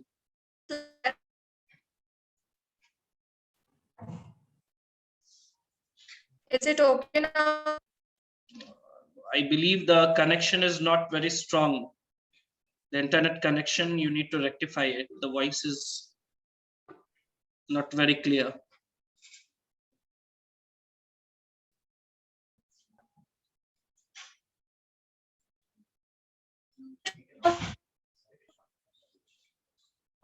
Ms. Neha, we would suggest you just check on with your internet connection. Meanwhile, we will go to the next paper presentation. Just check on with your connection, and we will call you in the end. Okay, after 2 more papers to be presented. So with your permission, I would like to call the next presenter. Yes, sir. Please go ahead, sir. So I would like to call Mr. Tuhin Siddharth and Dr. Rohit Kumar for presentation of paper titled FinTech and its effect on sustainability and financial inclusion, a theoretical model. Mr. Tuhin Siddharth, if you please start your presentation. A very good afternoon to the session chair and distinguished panelists and everybody present out here. I'm just sharing the paper. Just a sec, sir. Yeah, sure. So to be in case you just reset the timer. Yeah, okay. Please start the timer as well. Okay, Tuhin, your presentation is visible, and I guess you should start. Okay. Okay, sir. My work is mainly to study the effect of fintech on sustainability and financial inclusion. This is a theoretical model approach wherein I have studied the literature available out there, and I tried to develop a model basis the literature available.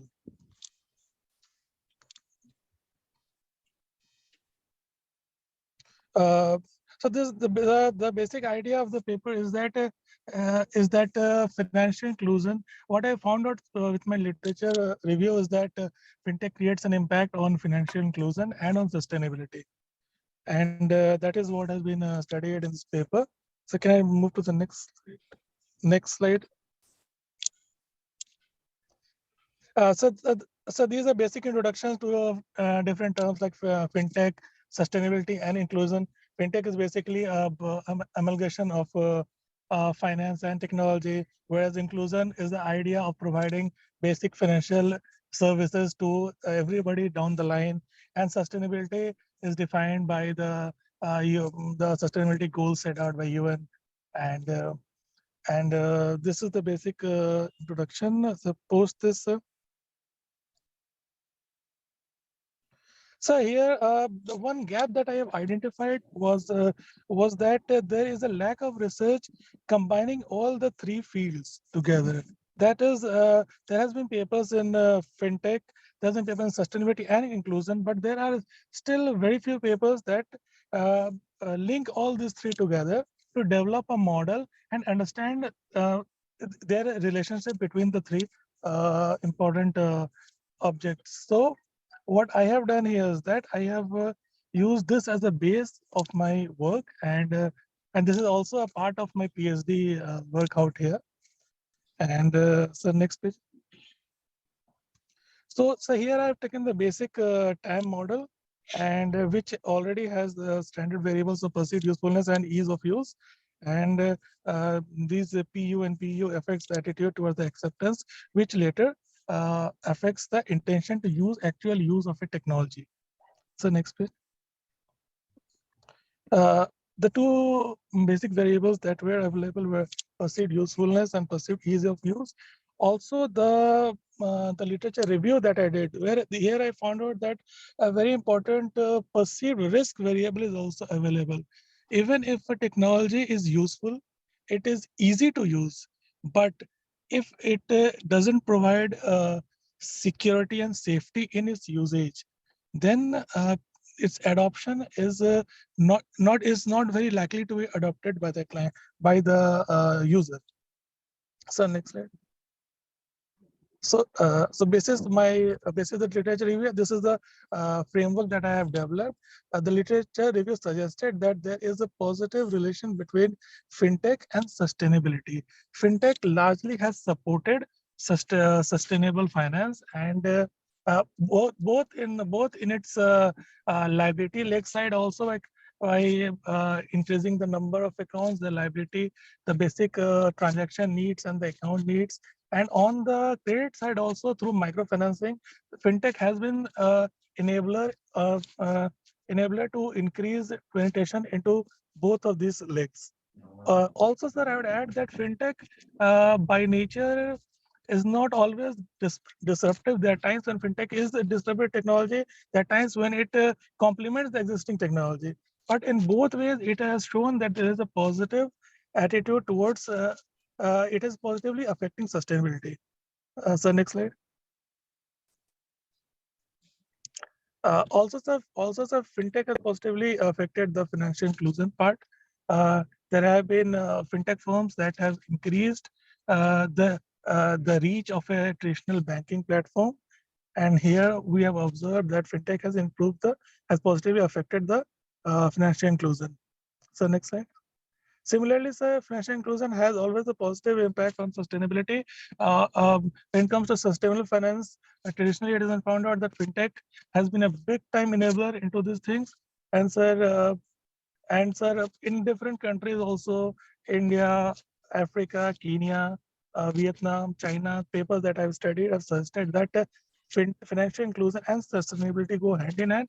When there is an increased financial inclusion, when people are included into the traditional financial models, when people are getting access to financial services, the sustainability is also increased, and they have found more ways. When we talk of sustainability, I mean, sir, out of the 17 SDGs that UN has for 2030, 13 out of this 17 SDGs refer to poverty, to hunger, and with financial inclusion, increase in financial inclusion, these goals are being met or tends to be met. So next slide, sir. Sir, this is a very interesting one. So here the literature suggested that the perceived risks negatively affect the attitude towards a fintech use. So even if a technology is very useful to us, even if a technology is easy to use, but people are not accustomed or do not like to use a technology where they find it to be very risky. So technology being safe is one of the most important part for a technology to be adopted by the user. Mr. Tuhin, you need to wind up your presentation in next minute. The last minute has begun. Okay, sir. Sir, we also found out that perceived ease of use has a positive effect on fintech use. So the next slide, sir. And perceived usefulness has also shown a positive attitude towards the use of fintech. So, next slide, sir. Next slide, sir. So basis our work, this is the model that we propose, wherein the attitude is affected positively by ease of use and usefulness, and perceived risk negatively affect the attitude. This attitude has a positive effect on both financial inclusion and sustainability, and inclusion in itself, as per literature, has a positive attitude on sustainability. So next slide.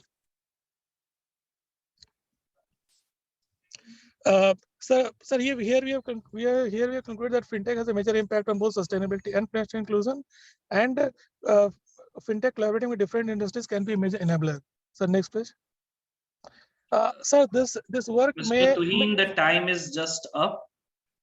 Okay, so just a sec, sir. The contribution can be in formulating policies both for the private players and the government, sir.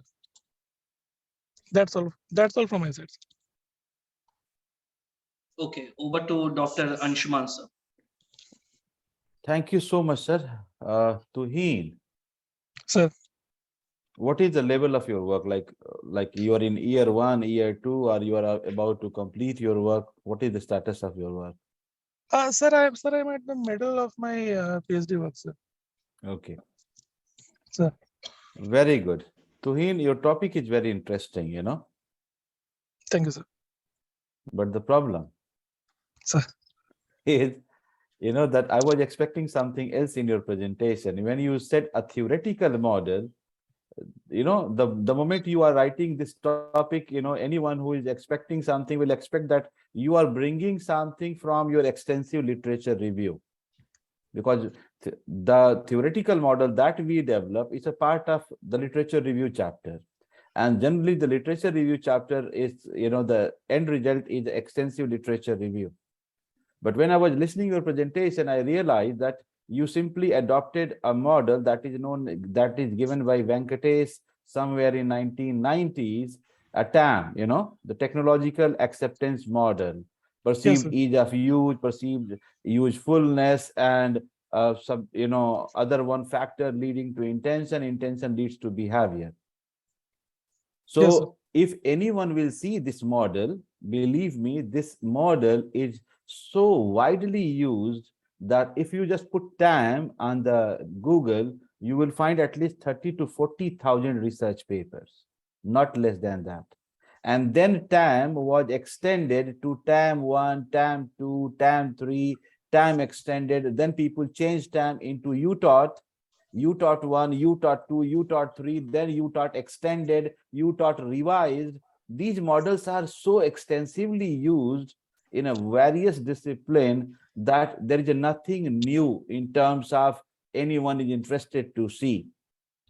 Okay, so if you are using this obsolete model, I'm sorry to use this word, but this is obsolete. If you use this model and you are going to submit a paper in any reasonable journal, many journals, they say in their scope, we don't accept any paper based on the TAM now. And it's written. I can show you some senior, you know, like reasonable good journals. So when you are doing a PhD, you are spending 3 years of your life for this work. Do something really meaningful. FinTech means you're talking about advanced technologies and inclusion of technology in a finance. So why not cryptocurrency? Why not Bitcoin? Why not using these kind of, you know, advanced technologies, and then talking about something that is related with the financial, you know, adoption? And then those adoption, you need to talk about inclusion, and you need to talk about sustainability. You have not touched the sustainability at all. Just adding a variable in the model, sustainability is not going to justify your work. And if you want to publish something good, you need to have a strong theoretical support that how fintech is going to lead to sustainability, because that is not a small job. You need a support. And please read some good papers from Journal of Behavioral Finance, from Journal of Finance. They are the gold standards in your finance.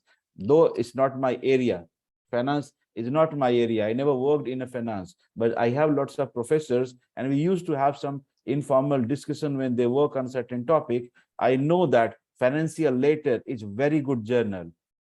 They publish very small paper, 5-6 pages, but they are the best one. Read Financial Letters, read Journal of Behavioral Finance, read papers from Journal of Finance, and then try to develop and build something that is having real value. Because at the end of the day, you need good publication. Your PhD degree is no more enough to survive in academia. Believe me, this is my word, that if you want to survive in this field, sooner or later, you need good publication. And you have good time. 3 years you are in the university, you have lots of professors who can help you, you have lots of resources. Use it wisely and do some good job. Sure, sir. Sure. So I'll take back. Okay. I'm taking your feedback, sir, and I'm working on it. Thank you, dear. Thank you, sir. Thanks. Thank you, Dr. Anshuman sir, and thank you, Mr. Tuheen. Moving forward to the next presentation, I would like to call my colleague, Dr. Lalita Kumari, for the paper titled Applying Simplified, Less and Conceptual Density to Optimize Word Sense Disambiguation for Hindi Language. Yes, ma'am, please.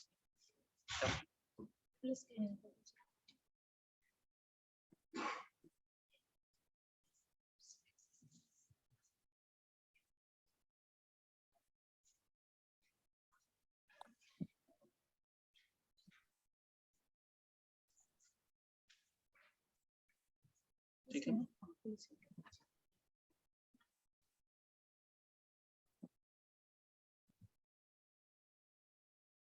Surabhi, you may start the time. Good afternoon, all. The topic that Good afternoon, all. The topic that I'm going to present today is applying simplified less conceptual density to optimize word sense disambiguation for Hindi language.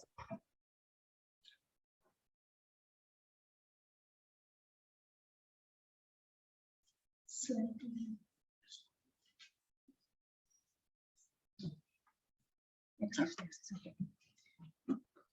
So what is word sense disambiguation? Actually, one word have different meanings and it depends on the context also. The one example is there that the bank. Bank may refer to the context that is river or maybe money or commercial bank also.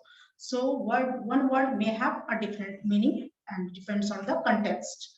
And many words can be interpreted in multiple ways depending on the context in which they occur. The problem and problem formulation and the objective also we have that why we use word disambiguation problem. The word sense disambiguation can be used for text extraction, information extraction, and information retrieval system. For machine to extract the word and extract the sense of the candidate word, and then it will give a proper meaning to the proper sense to the sentence. So machine translation it requires. Now objective of my work is to find or classify the word into the correct sentences and to give the connectivity between the different various words also, and to resolve the ambiguity for the open class word. Now approach. Two approach that I have combined together. One is Lesk approach that is given by Michael Lesk, and another approach that is conceptual density. That is how to find the correlation between or the similarity between the two words, and we'll find out this distance. In my proposed work, in the first, the Lesk works on the two concepts, that one is sense back, another is context back. Sense back contains the definition of the word, and context back contains the definition with the different context, sense of the different context also. So we will, what we will do in the proposed system, you can understand.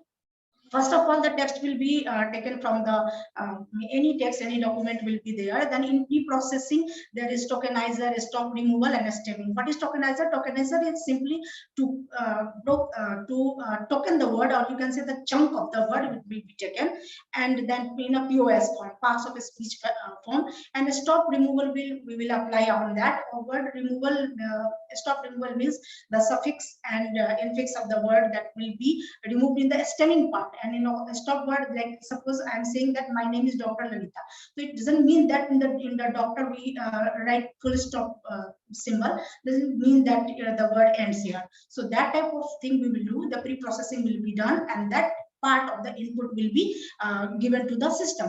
And here I have applied only this algorithm on the Hindi system. In Hindi WordNet, that IIT Bombay is doing this work. Dr. Puspak Bhattacharya, Professor Puspak Bhattacharya has done a lot of works and still he is doing. And we know that word sense disambiguation is the bottleneck of the in machine translation or in word in Hindi also, in translation system also. So there is the Lesk approach will extract the content sense and sense back, context back and sense back, and that part will be that the overlap part will be stored in an array, or we can say in a container also, or in a vector, whatever we can understand, we can say that. But here it is stored in an array, and on that overlap bag, I will apply conceptual density, and that conceptual density will, what it will do, it will form a tree. In that tree, the word like one in a Hindi word like that we use aam word, and aam means the aam is यह एक आम रास्ता है, and aam is also mango, is a juicy fruit or different type of fruits. So that type of the classification and categorization will be there, and that on that basis from the tree will find out their density or the depth of the sentence,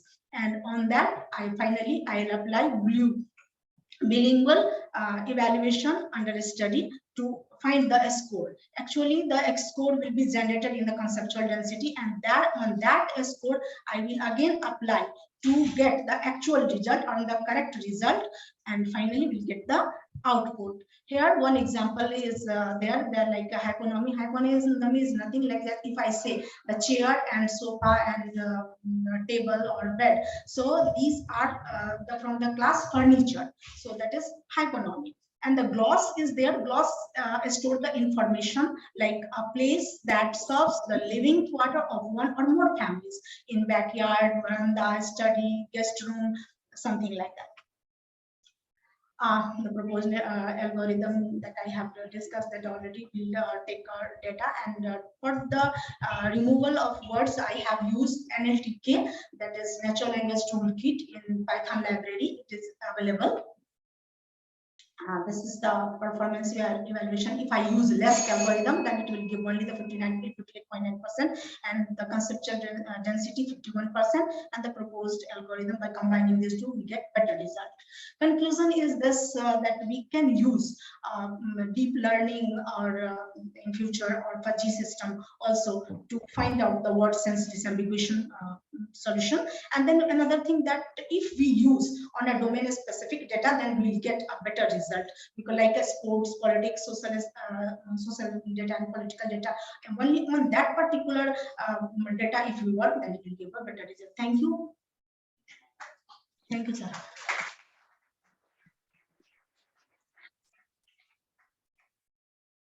Thank you, Dr. Lalita. Thank you, sir. Thank you, sir. It's really a nice presentation. I know I really liked, the very simple, clean, presentation. And I believe this is, I'm not very much familiar with this one because I just read few of the papers, but I believe this is purely in the domain of text data mining. Yes, sir. Yeah. And this particular part of text data mining, is really doing great job. But the only problem with this one is because mostly it is descriptive in nature. So at the end of the day, if people are not working on the algorithm part, because lots of people are just getting the data from different types of data sources, and then they use softwares like Jing and Vivo, Atlas Tai for some kind of, analysis, mostly related with sentiment analysis. But the problem with this one is, if you want to publish in any good one, then you need to use a kind of a cluster analysis after getting the sentiment. So getting the sentiment, like what you are doing, you are stopping yourself on the layer when you are getting the clusters. But after getting the cluster, you need to run a cluster analysis, and then using this cluster to run another kind of a regression to give some more clear picture. You can find a very nice paper on this particular topic was published, I believe, last year in IJIM, International Journal of Information Management. They have impact factor 18. So one of the best journal in the world, #1.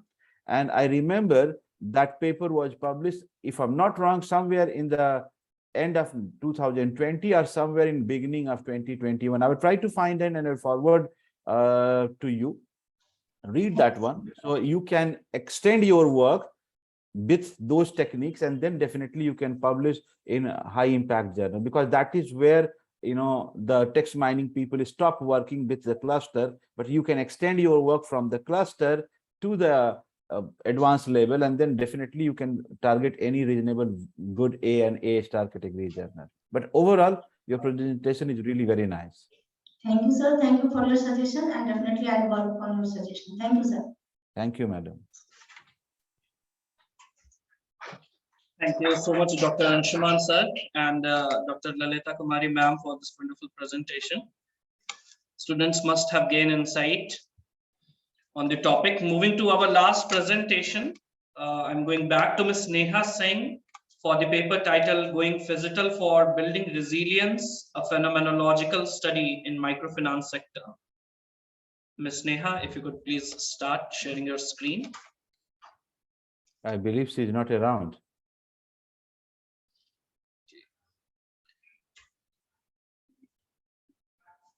Yes, she is not yet connected. In that case, just give us a moment, sir.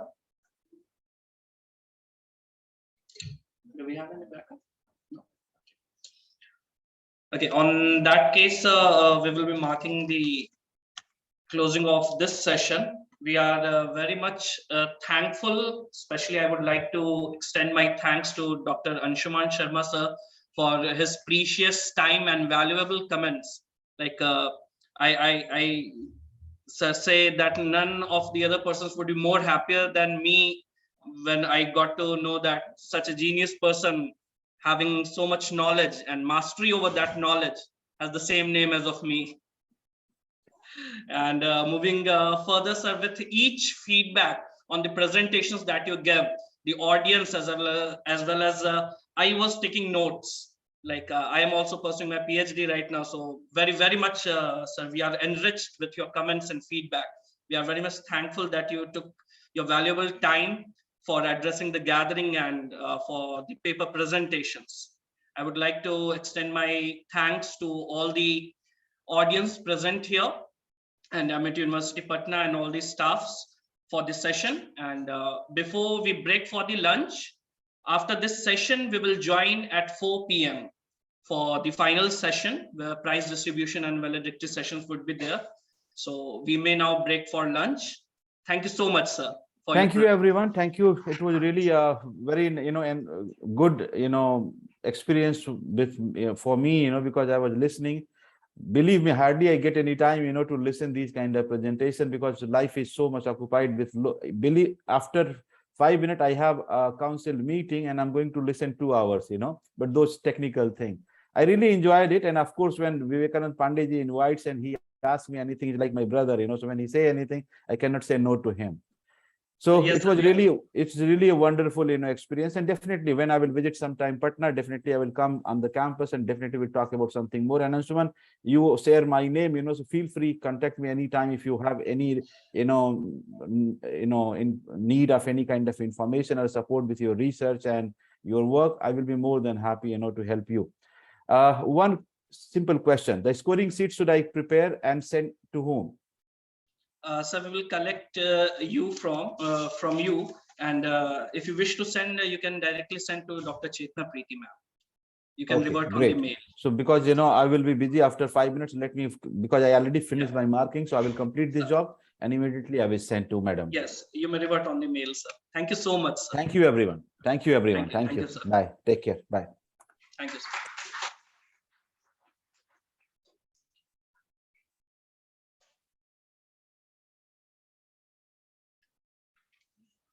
ये setup ऐसे ही रहना।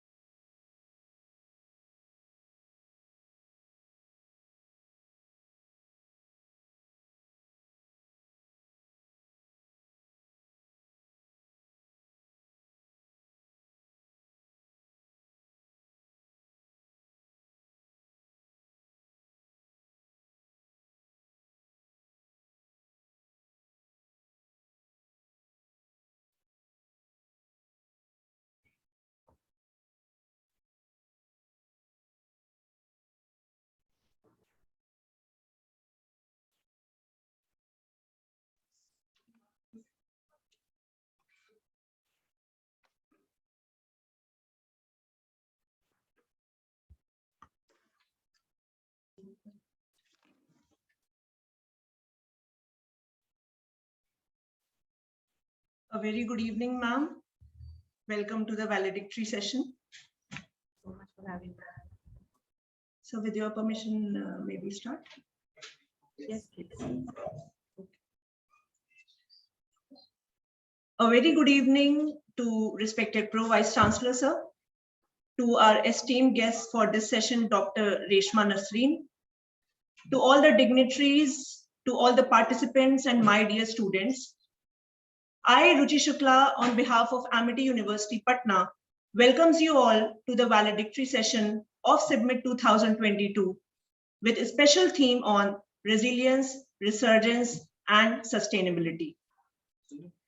As very well said by our esteemed guest, Dr. Professor Rameshwar Dubey from Liverpool John Moores University, UK, that a research cannot be separated from the participation, from the practice. The great innovations that has taken place is outcome of some of the good researches that has happened. Thus, it's very important to keep on evolving, to keep on asking questions, to keep on finding the problems which is being faced by the society and to keep on providing solutions. And no better than academicians, research scholars, and students can do the same. During the past 2 days of the international conference, there has been knowledge dissemination, which has touched every aspect of business management and information technology. Academicians, research scholars, students, business analysts, not only from India, but all across the globe, have shown active participation and have presented papers of high caliber.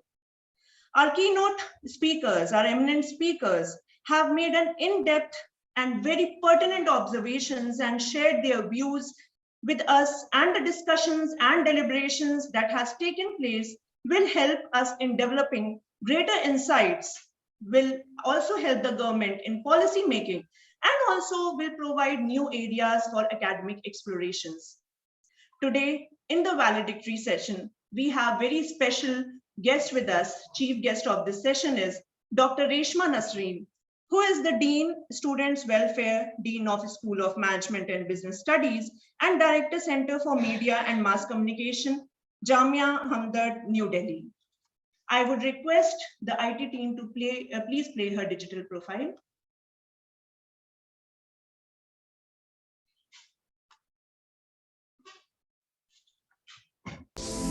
Amity Business School and Amity College of Commerce and Finance very heartily welcomes Dr. Reshma Nasreen, who is presently serving as Dean Students Welfare and also Dean of School of Management and Business Studies, as well as Director Center for Media and Mass Communication.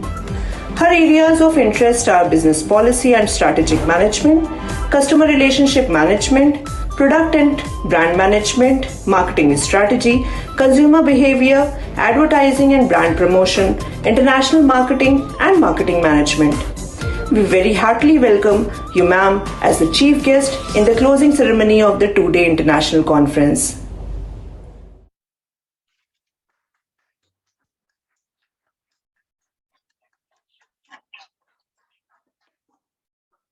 May I now please request ma'am to deliberate the August gathering with her boundless knowledge and words of wisdom.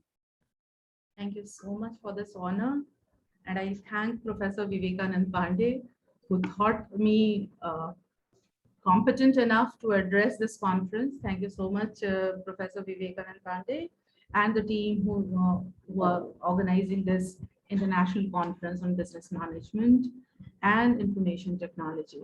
The contemporary issues have been discussed. I was just going through the schedule of the two-day event. I hope I'm audible. Okay, I have gone through the scheme of the two-day schedule that you have had, and I was very the kind of topics that you people have chosen for deliberations and the participants who have discussed it. It has been really issues which are pertinent and need to be discussed. And I think what post-pandemic has done for us is it has taken us by the collar and it's shaken us up, because we had gathered somehow or the other, we were quite complacent in our approach into where we were what we have achieved, and we were quite complacent that okay, everything is going well. But what the pandemic that these 2 years have done for us, I think all over India, all over world, it has shaken us up so much so as to reorient our thinking patterns. So we need to rethink, reevaluate, and then reposition ourselves vis-a-vis whatever preoccupation that we have had. I'm especially happy with your theme of this conference, that is resilience, resurgence, and then sustainability. All these three things are absolutely necessary. Resilience. No one was prepared for the pandemic. We are a developing world, but world over, the developed countries were also not equipped to handle this. But nevertheless, as people try to understand, if you remember these 2 years, we try to understand whether this virus is transmitted through touch, through air, through mucus, how is it being transferred, and different adaptability, not only by the researchers, but by the people also were done. So resilience has been there enormously. We have had enough number of examples where people have pitched in and helped each other to brave this trauma that the world has faced. So we had example of a girl peddling her father from Gurgaon, I believe, to Patna. So that is one small example, but what resilience, and people at all level have come up to exhibit this resilience across the country. We have had people who have volunteered to take care of the dead, give them due rights. So resilience has been all over India. Resurgence. Lots of new sectors have come in. Lots of sectors have emerged. So what I'll do right now is I'll just give a bit of pointers to the three sectors that contribute to the GDP, the primary, the secondary, and the tertiary sector. So what the pandemic did was, directly or indirectly, it helped in adjusting the migrant population as well. If you'll just rethink it, there has been lots of trauma, but many people who were migrant laborers in urban areas, semi-urban areas, have migrated to their villages.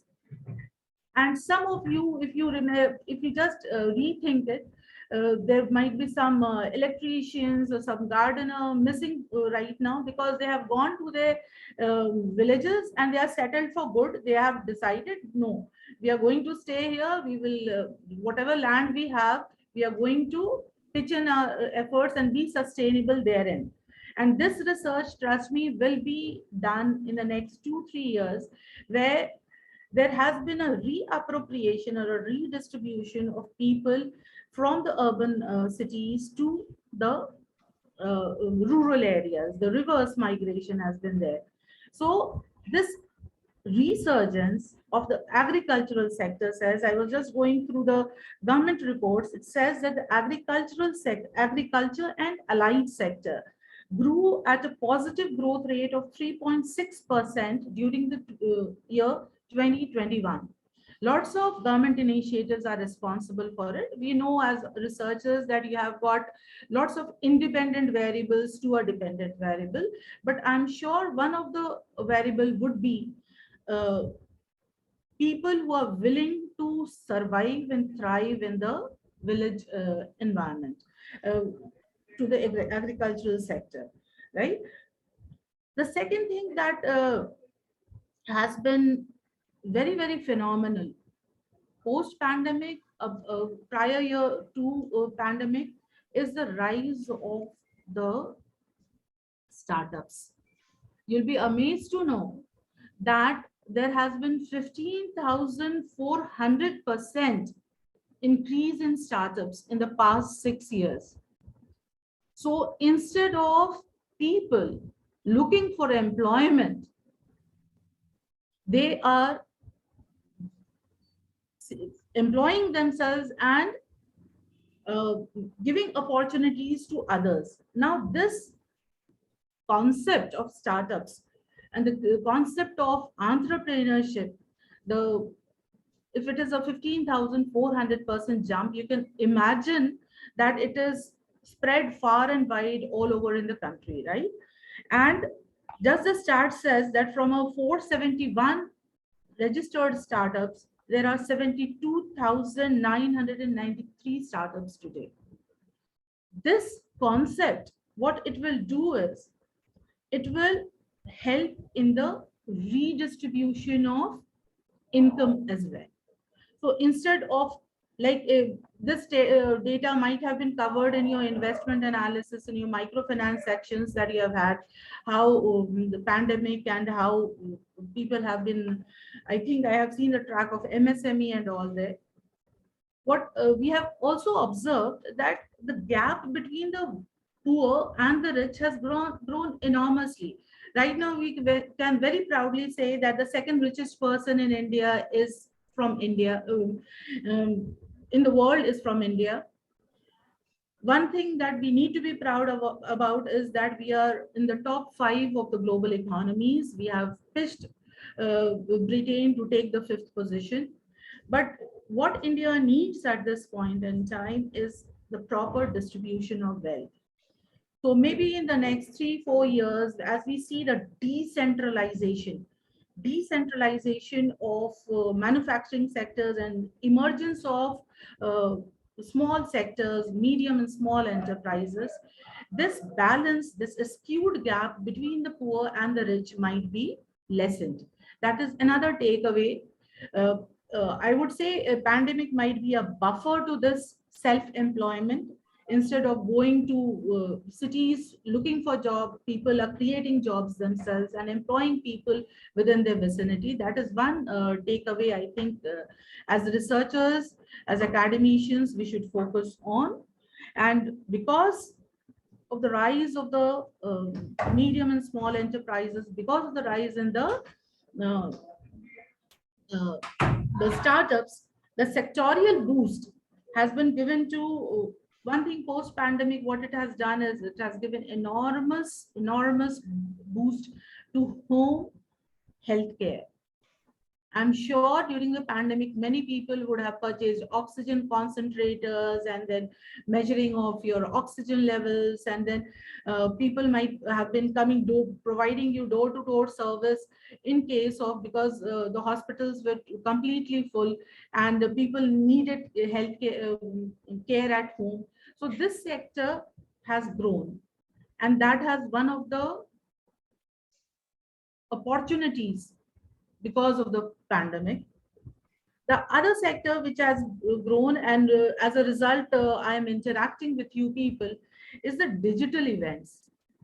What the pandemic has done is it has given us a 360-degree view. Instead of having everything on a physical platform, we have gone digital. And what an enormous opportunity to exchange ideas, to meet people, to invite people. So I think because of the digitalization and the acceptance of digitalization because of the pandemic, the pandemic nudged us in that direction, because we couldn't go without classes for 2 years.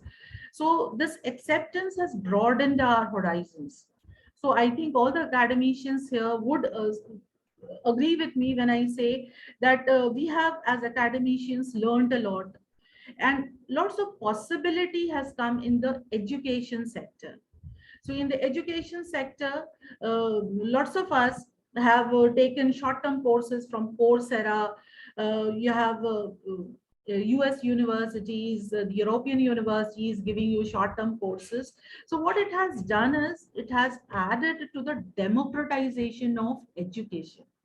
So education, which we could afford only after going to the US, any degree that, and it is, trust me, today the rupee is at an all-time low. It is, the exchange rate is 81 rupees to a USD.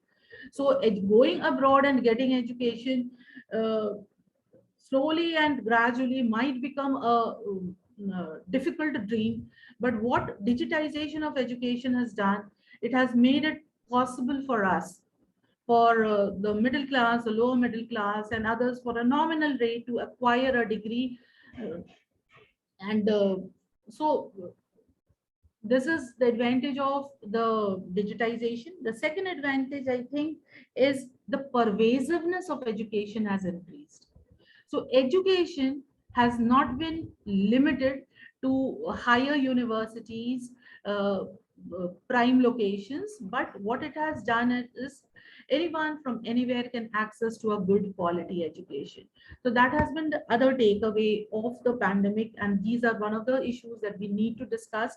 And I think as the IT sector has gone for hybrid mode of working, the education sector, which is an enormous sector in India, will need to have a balance in the hybrid mode. Because of this, the tutoring and online learning has considerably advanced. And I was very surprised, nowadays, previously when we were studying, tuition जो है वो board exam से पहले होता था, और 9th 8th 9th 10th में होता था, बट nowadays ट्यूशन का जो परवेसिवनेस है वो नर्सरी KG1 से होने लगा है, and that has been because of the I think dual income no kids trend, that both the husband wife are working and the child needs some extra attention at home. And here I was very surprised to see one of my very close relatives, child is in KG और उसकी बस mobile पे on हुआ और tutor उनकी आ गई और उनको पढ़ा रही हैं. And this is I think example that is there in all households. So online tutoring has increased. The opportunities are many. As an educator, what I have seen is during this pandemic, lots of girls who got married and were at home, they approached for higher education. So we had lots of married girls with a 6-month child or a 1-year child who took on admission in 2020. And within these 2 years, they had that advantage. So that is another opportunity. Obviously, there has been lots of challenges in education, but education has led to the growth in the manufacturing sector, especially the mobiles and all. So some of the manufacturing sector, the consumer durables had taken an impact in the 2020-21. The automobile sector, Ford has almost withdrawn, but that has been a result of many other factors other than the pandemic. But Samsung had almost 150% growth because everyone needed a smartphone. So this has led to the emergence of sectors. Like I was telling about democratization of education, I have talked about the distribution of wealth as more and more startups, small and medium enterprises come to the forefront, and I hope they do very well. So the disparity in the income levels will decrease, hopefully. And the service sector. The service sector education I have already touched upon. Then the OTT platforms. And what diversifications Amazon, which was a online marketplace, has gone into Amazon Prime, Amazon Mini, and so many transformations within these 2 years. So if you're an Amazon Prime member, you have got some selected channels, some shows that are only dedicated to you. And this is again a point of study, I think, that we need to do. The opportunities are there. Challenges would be many. My temperament is not to look for challenges too much, because I very strongly believe that there are always two sides of coin, and it is always better to look towards the brighter side of things. So the manufacturing sector is now emerging. The food delivery sector and the startups are also benefiting from that. And I think Swiggy, Zomato, and grocery retail, Blinkit, Swiggy, Instamart, things like these have emerged in the past 1.5 years, and are doing well. They are giving employability to the younger generation. So yes, we have been resilient. There has been resurgence of lots of uh, industries, especially the telecom industry. And okay, one thing that I have forgotten is the digital payment gateways. So what was a vision of a prime minister after the demonetization, wanted more of the digital payments, but 2016, 2019 might not have seen that much of growth in the digital platforms in these companies like Google Pay, Paytm or Phone Pay, etc. But post-pandemic, this growth has been enormous. People were nudged in the right direction and they started using these platforms. So digital growth has been in this sector as well. Now coming to sustainability. I think the youth of today, the millennials, the generation Z that we talk about, they had a real wake-up call in the sense that they said कि you people, and they were my kids and the students that I was having discussion with, लेकिन आप लोगों ने तो मजे कर लिए, हमारी तो मतलब 20-22 साल में जिंदगी की बैंड बज गई है, पानी भी खत्म हो रहा है, फ्यूल सोर्सेज भी खत्म हो रहे हैं, and how are we going to survive? A time will come we will not have drinking water, we will not have a fossil fuel, and this has led to the rethinking of sustainability. I see lots of students advocating the reuse, recycling. The schools have also done it. CBSE does it enormously, that all the projects should be from a reusable and recycled products. So slowly and steadily, we are moving towards the SDG goals. We are moving towards sustainability. We are moving towards, we have realized the importance of water, the conservation of water, the water harvesting and water recycling. These are the concepts that individual households are also looking at.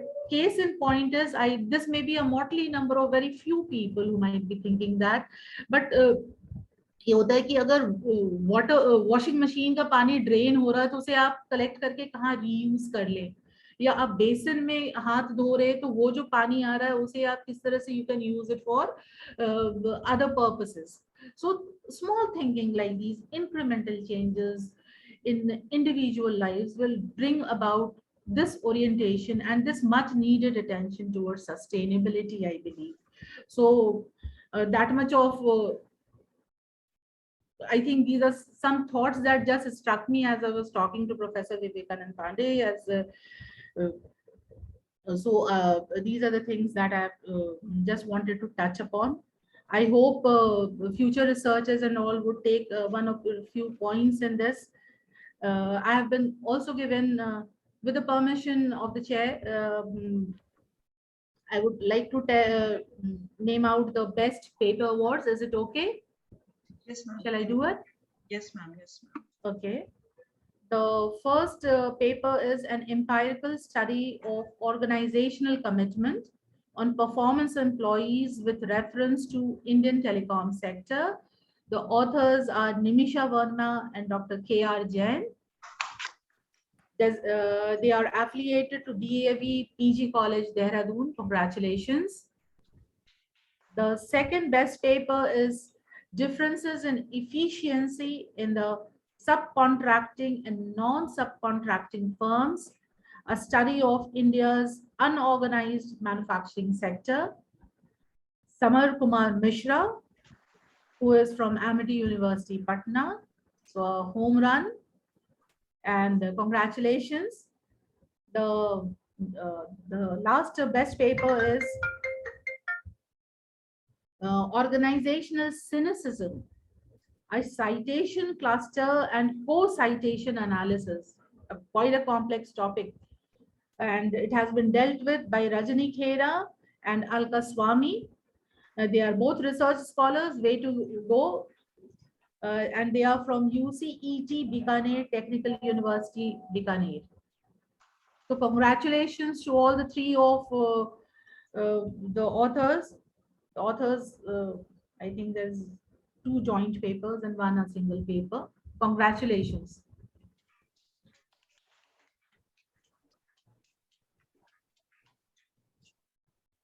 Thank you Over so to much, you. ma'am. Thank you so much, ma'am. Your deliberations have been really valuable to the special theme of the international conference, that is resilience, resurgence, and sustainability. And this would be perfect ending to our 2-day international conference. So thank you so much, ma'am, for your valuable presence in the conference.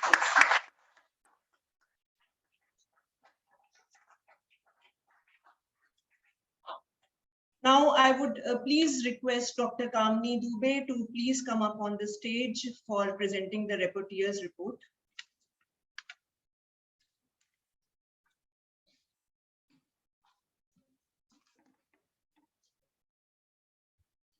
Good evening, everyone. Asuto ma sadgamaya, tamso ma jyotirgamaya. Lead us from untruth to truth, lead us from darkness to light. Movement from darkness to light is the essence of our ancient Indian culture. The sunlight enlightens everyone, but the light of knowledge enlightens only those who actively seek the light.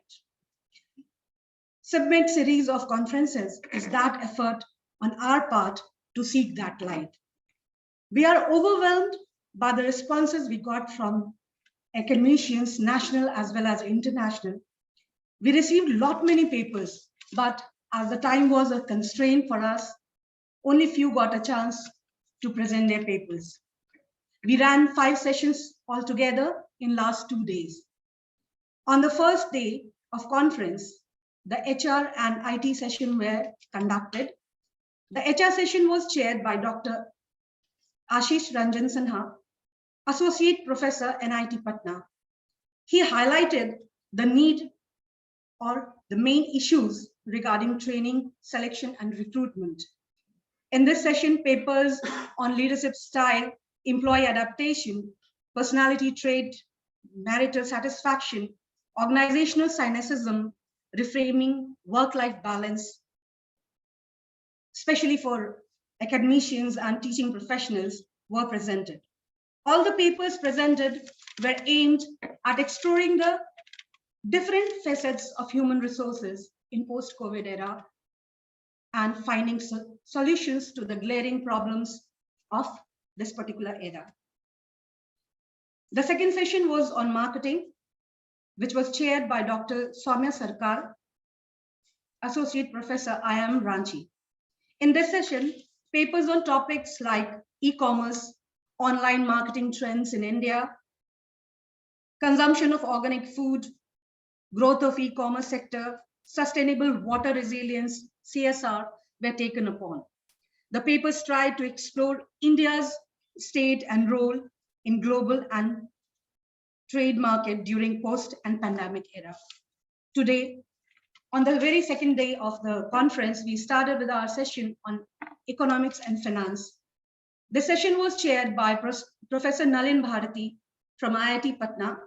He emphasized the need of research in post-COVID era as the economic scenario has changed and still changing, which is reflected currently in different sectors. The papers presented in the session included investment patterns, investment behavior, Asian market, global financial crisis, and COVID-19 pandemic. It also took up on papers on investment opportunities. The papers were varied in nature, which discussed strategies to tackle issues and challenges of global and economic crisis which we are facing today. The second session today was of information technology. Dr. Anshuman Sarma from College of Business Administration, Azman University, UAE, chaired this session. Paper presented in this session included papers on cryptocurrency, cloud computing, text mining, digital payment, fintech, online teaching, etc. The papers discussed changing role and importance of information technology during COVID-19 and post-COVID era. At the end of the day, those who have witnessed the proceedings can vow for Amity's commitment towards knowledge creation and knowledge dissemination. I end my report with the promise of meeting again next year with the same zeal and intense effort on behalf of Amity Business School. Thank you very much.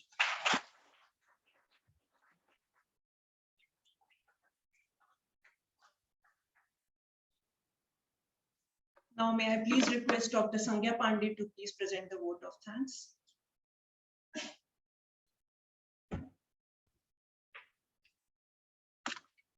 Thank you, Ms. Ruchi Shukla, for inviting me to propose vote of thanks.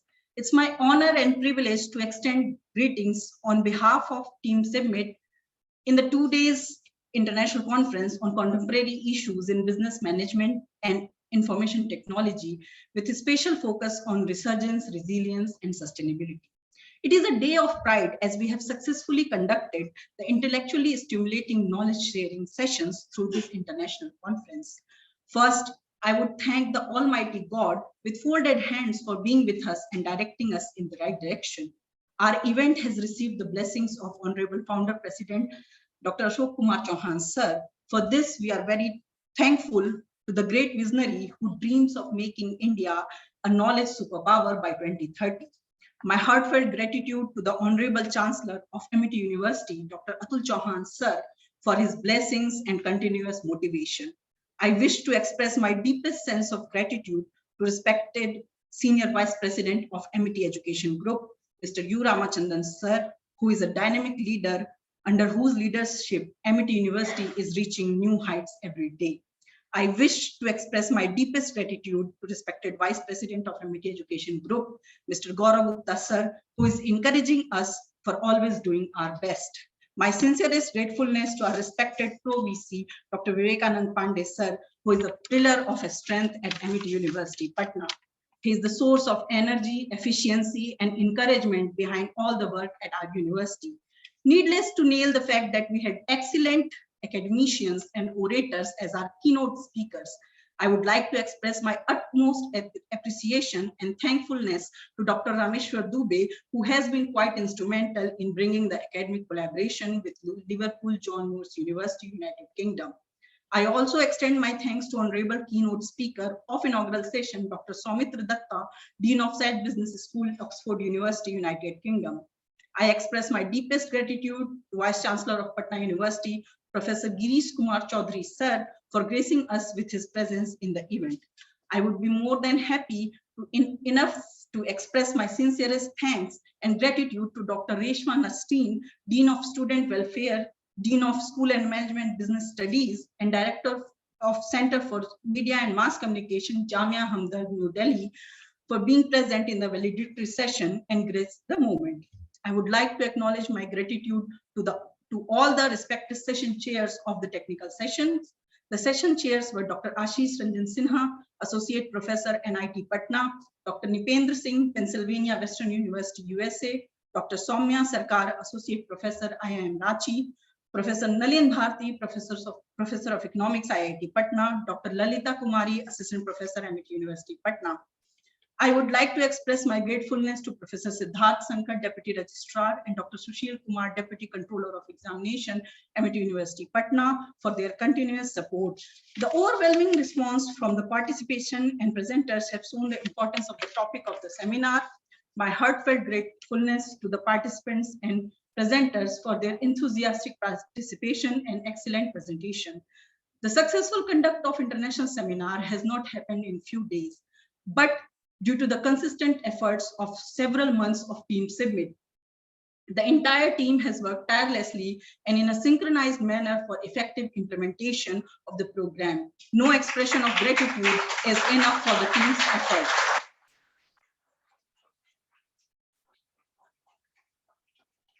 My sincerest thankfulness to Amity School of Communication for their continuous support. I'm thankful to the IT team for their presence and technological support. Also to the admin team, due to which the entire seminar went smoothly. I thank our dear student volunteers who have shown their best efforts for making this event a grand success. I thank all the members of Amity University Patna for their continuous support. Thank you.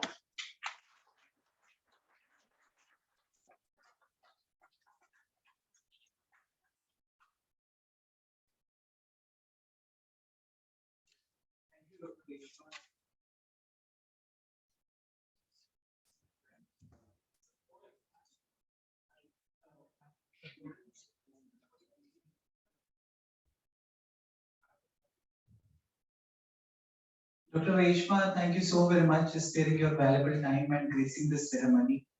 And the best part is around 2:40, I gave a call to you and I requested that if in case you can grace this ceremony. And you did not take even 2-3 seconds to say that yes, I will be with you and I'll be discussing upon this particular topic. Thank you so very much. You have always been a constant support for me from past 20-25 years. And I'm sure that this support will be continued also for Amity University Patna in future also. Thank you so very much. Thank you.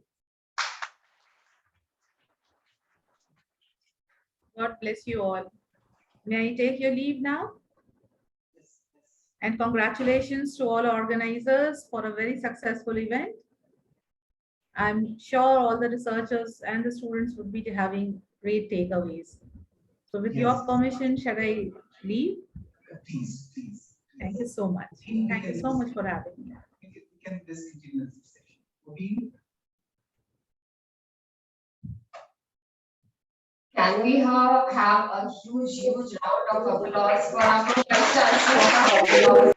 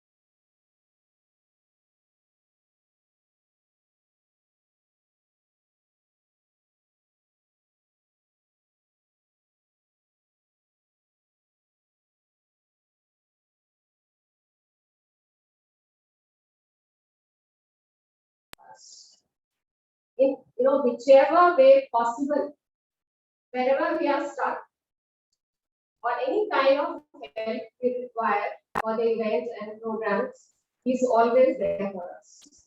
And he's a kind of savior also. Many a times, as today also, in the valedictory session, there was a bit of problem. But yes, we found out ways to get a chief guest for our valedictory session.